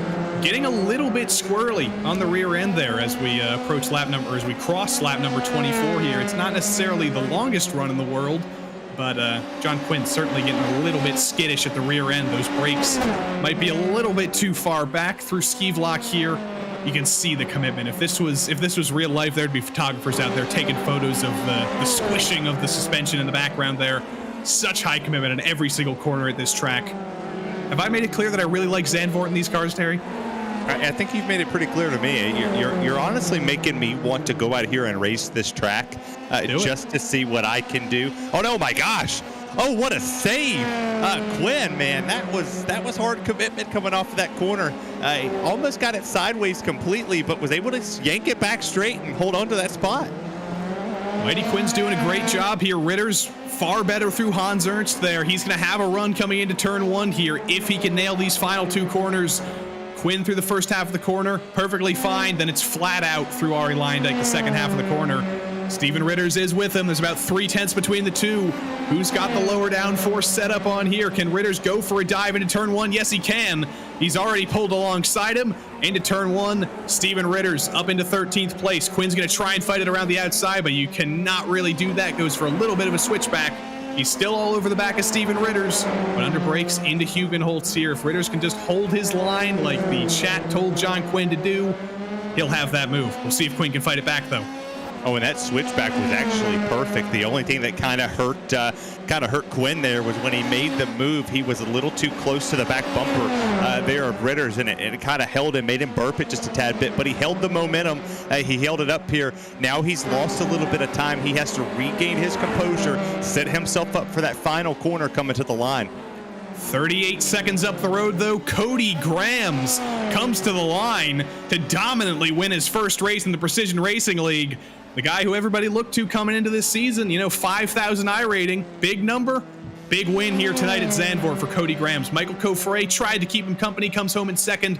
Julio Palacio, a great finish in third. Takeshi Kita, what a drive through the field as usual for Mr. Sneaky. Was Joey Haynes out of fuel there? I think he was just pulling off to the side. False alarm there. Ryan Miles and Nick Horvath, that battle's not over. Great run by Horvath through Kumho. This is going to be a close run to the line here. Miles holds his line, and Steven Ritters loses it through the second to last corner, I think. He is backwards. Did John Quinn end up making contact with him? I'm not sure, but I hope Steven Ritters can make it to the line. No, he has to Alt F4. No, he didn't. That was just a little bit of an internet mistake. No worries here. Steven Ritters is determined to bring this car to the line. He has to. Yeah, you got to finish the race here. He's going to do it backwards, and that's tough. We'll see, obviously, when he crosses the line, what happened there between him and Quinn. It was just, it's tight racing across here. I mean, you make the move. He drove the tires off of that thing, really made it stick, made it count when it mattered the most. And sometimes you just you get overzealous and you lock him up going through through some of these corners. He crosses the line there. As we take a look at the replay, he just sends it down in there, gets wide off the exit of the corner, and that's trouble spot all race long. Steven Ritters needed one more corner to bring it home tonight, but his luck will turn around. This honestly reminds me of my season in the PRL F3 series for the last 2 seasons, so it will turn around eventually, but the bad luck strikes again for Steven Ritters. Cody Grams, no bad luck for him, though. Victorious for the first time in the PRL over Michael Coffret, who I think has finished second every single week this season, and Julio Palacio brought it home in third. Ozzie Milwane was fourth, and Andrew Waring had a terrible day, but a terrible day for him is still P5. Kevin Sandiego advanced 5 spots to 6th. Fournier, Haynes, Kita, and Jake Potts rounded out the top 10. Ryan Miles held off Nick Horvath to finish 11th. John Quinn, Manuel Vargas, Richard Swindells, Brad Miller, and the aforementioned Steven Ritters were all the drivers left on the lead lap. James Carter brought it home, but was 1 lap down, and then we get to the used car lot. All those big accidents we saw. Olivier Legault and Brian DeFries made contact with each other off the track. We lost Matthew Miles early. Negretti crashed, Thurman crashed, LaRouche crashed, Brewer crashed, Moller, Barbagalata, and Coffret were all in one big crash, and Juan Coffret unfortunately got taken out by Andrew Waring on lap number 1 there. But we have got a driver who is ready to talk to us. Cody Grams, everybody looked at you as a guy who was going to be fighting for the championship this season, and you finally proved him right with your first win. Yeah, it's I love this track. It's an awesome track to drive. A little tricky to race on, but it's so fun to drive. And I knew the Coffrets, they're always fast, and of course Michael was right there all the way to the end, keeping me honest. So we always come to Zandvoort kind of worried that it's hard to pass here, but at least from my memory, in the past 3 seasons in the PRL F3 series, this track has always put on good races, and it did it again tonight. Why do you think that is? A place that's tough to pass, but it's still great for racing. I think it's just because the track is so fun to drive. I think that's what makes a big difference, and there's no room for error. There's not really any runoff on the outside of any of the corners, and there's only 3 good passing zones on the whole track. And this week I've been using the fixed setup and with a minor change of the front wing, and it's been awesome. So you unfortunately missed 2 of the first 3 races this season, but you finally got your first win in the bag. You've taken Andrew Waring off the top. Are you thinking about the championship maybe with 6 more weeks to go? Yeah, I'm going to do my best to try and hit the rest of the races. I've been a little bit busy at the beginning of the series during the week. I'm working nights tonight. I actually ran home just to do this race, and I'm going back to work right after this. All right, well, we wish you good luck, but before we let you go and go to work, tell us everybody who's made this win possible and give them as many shout-outs as you can. Yeah, it's been a lot of practicing. I got some buddies that I race with and like to diagnose the laps and figure out where we can go a little bit faster. Hopefully we can do this again. Well, we wish you good luck in the coming weeks, and hopefully we see you next week. Congrats on your first win again. Yep, thank you. See you guys. Cody Graham's victorious tonight, but Terry, you're in luck because you're going to talk to a driver who unfortunately had a bad day tonight. P5 Andrew Waring, still the championship leader, talking to Terry. You know, if P5 is your worst finish of the season, Andrew, I really need to come watch you at your best. Yeah, really scrappy race from me. Can only apologize just off the bat to the people I collected in that hairpin incident. Obviously, when I was on the grass, there was just nothing I could do. I tried to time it so I wouldn't hit anybody, and as soon as I hit the asphalt, I tried to be in the middle, as try and split the lanes, and I think I caught somebody out, unfortunately. So, and then just another mistake after mistake on my end. Lack of practice, and yeah, not much to say. The car was great. It was really quick if I could put a lap together. So disappointed in my personal performance for sure. Well, you can only look forward from here. You're still the championship points leader. You got 6 more weeks ahead of you. Anybody that maybe concerns you in the race for the championship here? Well, I mean, obviously Michael, and there's Cody out of what seemed to be nowhere, and we got Alex and all those guys. They're still obviously in the hunt. Super early days. I'm lucky that I don't. This is right now my drop, so it's good. But this race just proved what I said after the last race, that there's a bunch of guys ready to step up and take a swing at this championship, and I think today proved that for sure. Well, I like that humbleness from the points leader. Let's thank those sponsors, and we'll look forward to the rest of the weeks. Yeah, I mean, obviously the boys at Evolve, I can't say I put in a lot of hard work this week, but they definitely did, and we got some really good results with Ozzy finishing P4 and Joey P8 and Horvath P12, so that's amazing. And I mean, would just like to thank you guys at RaceSpot for doing the broadcast in PRL, and I'm going to be putting in quite a bit more testing to come back fighting next round and prove that I should be at the top of the championship. So hopefully you guys see a better result from me next week. That's what we like to hear.